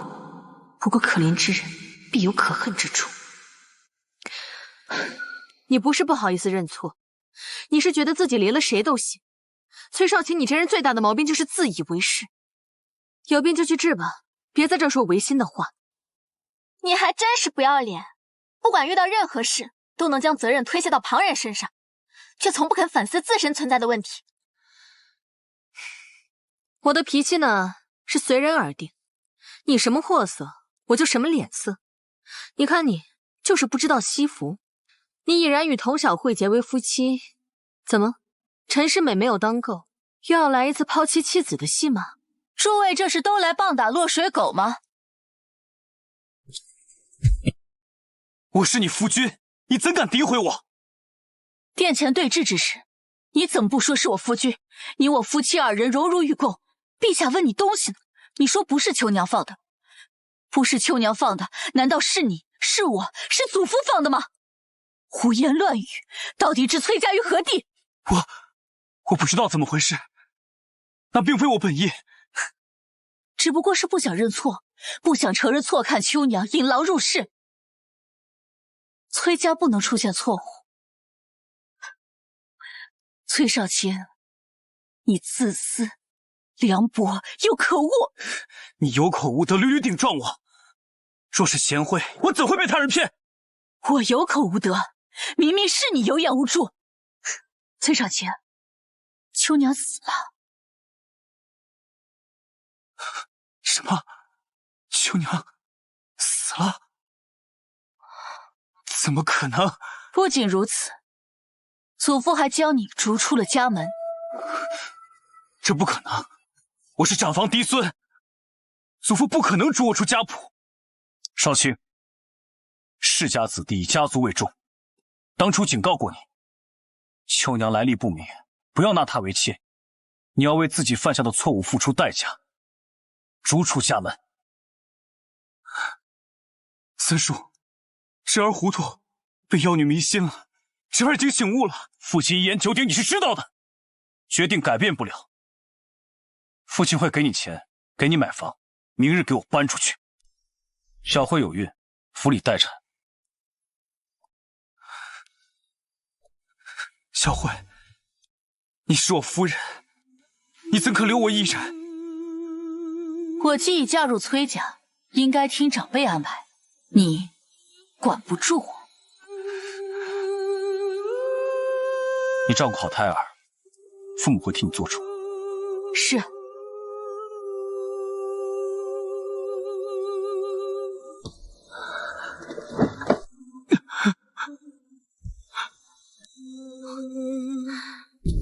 秋娘不是被带到慎刑司了吗？怎会出事？被押送的途中，被锦衣卫的内奸刺死了。陛下要求彻查下去。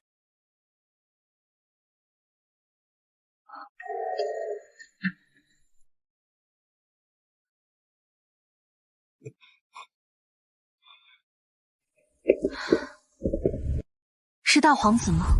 事关重大，皇上应当会彻查下去。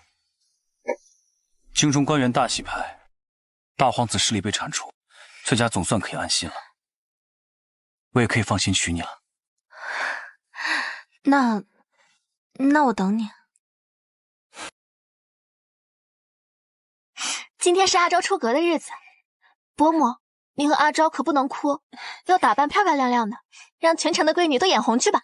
好。阿昭，这是我给你准备的天妆礼，你快看看，喜不喜欢？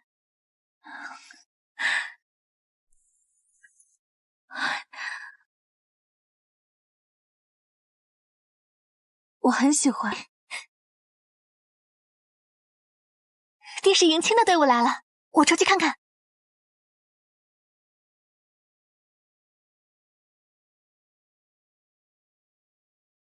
新郎今天想要迎娶娇妻可不容易，可要答对我们几道题啊！来，什么水没有鱼？什么火它没有烟？什么树它没有叶？什么花它没有枝？你这哪是一道题啊，分明是4道题啊！是。哎，新郎答不了迎门题，可就抱不了美人回家了。这题简单，答案多。井水没有鱼，萤火没有烟，枯树没有叶，雪花没有枝。二姐泪水、肝火、玉树、心花，可否满意？哎呦，厉害啊！那就请新郎，请听第2题，请新郎做一首带有新娘名字的诗。好，沈家有女初长成，娴静娇美花照水，行动翩然柳扶风，众里嫣然通一顾，人间颜色如尘土。愿与朝朝日月明，共享人间好时节。好诗，好诗，好诗！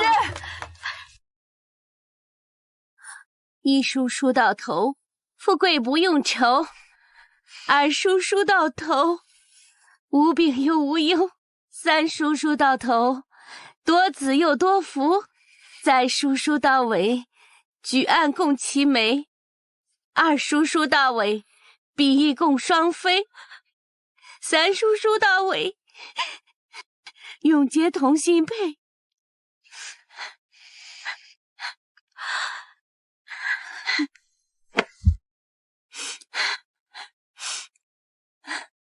阿昭今日出阁，与姑爷喜结良缘，是幸事。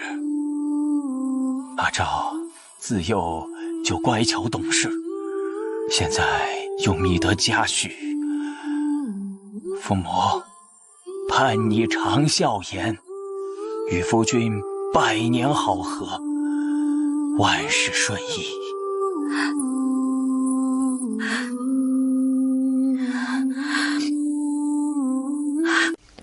父系生我，母系居我，扶我触我，长我养我，一世恩德，阿昭无以为报。愿二老身体康健，福泽绵长。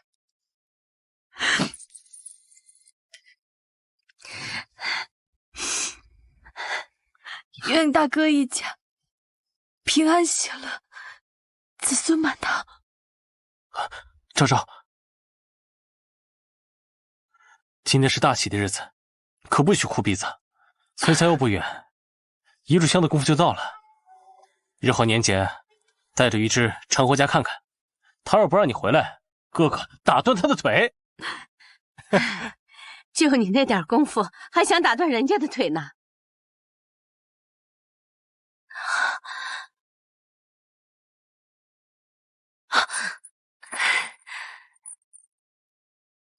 小婿有3谢：一谢岳父岳母养育之恩，让我遇到了阿昭；二谢岳父岳母把阿昭托付于我；三谢我与阿昭百年琴瑟，白首契约。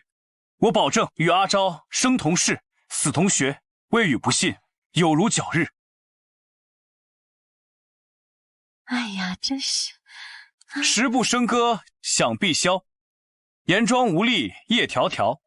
休将双带平人事，留与新郎见后苗。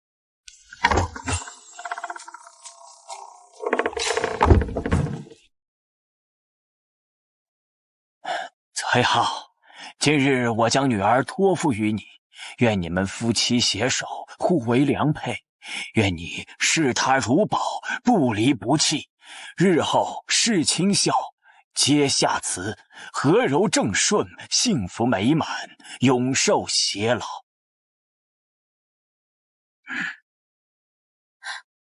阿昭，别怕，以后哥哥就是你的靠山。余生回家，哥哥护你周全。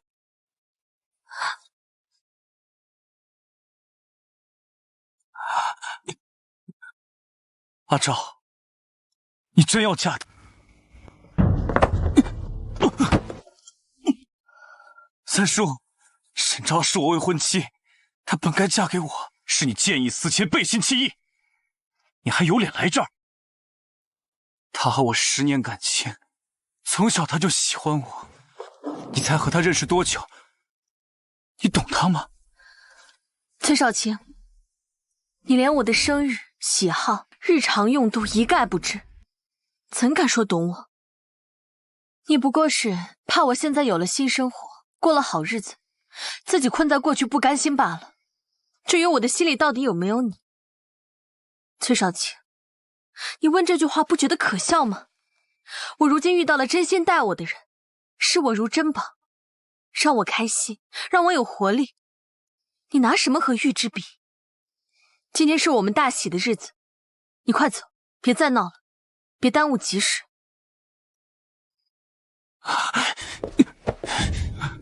给自己留点脸，别再纠缠了，不然我对你不客气。我妹妹说你不行，我觉得你更差，别脏了我们神府门前地方。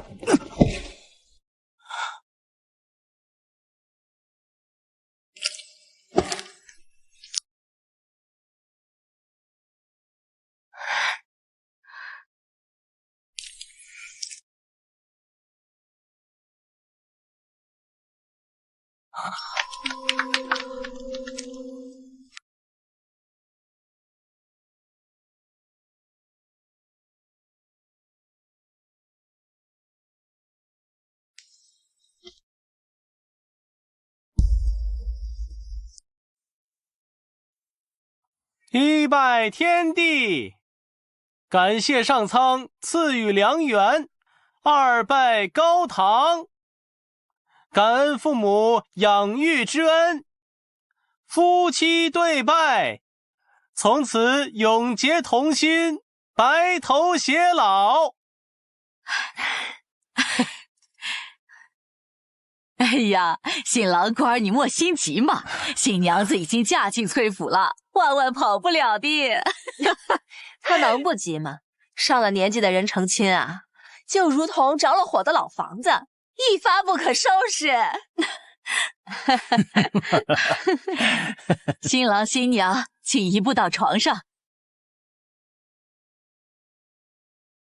新郎该行接善礼了。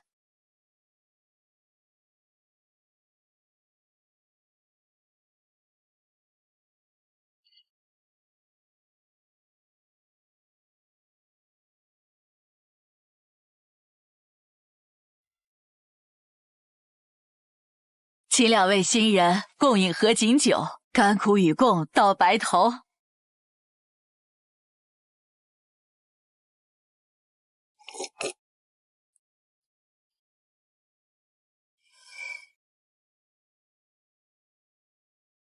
新郎官儿，您还是快先到前院去招呼客人吧。新娘子自有府中的女眷陪着呢。等我回来。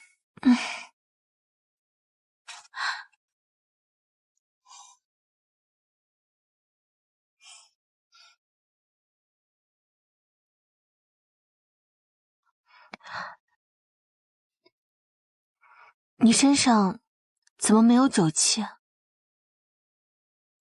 可能我酒量好吧。那个，你应该怎么称呼好呢？夫君。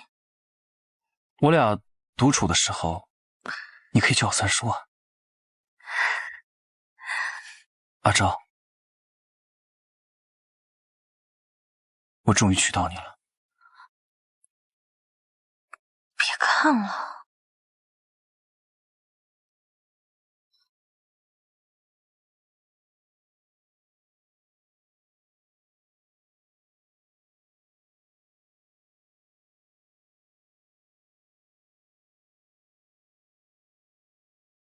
结发为夫妻，恩爱两不疑。欢愉在今夕，宴晚即良时。阿昭，今晚就是我们的良时，我想让你欢愉。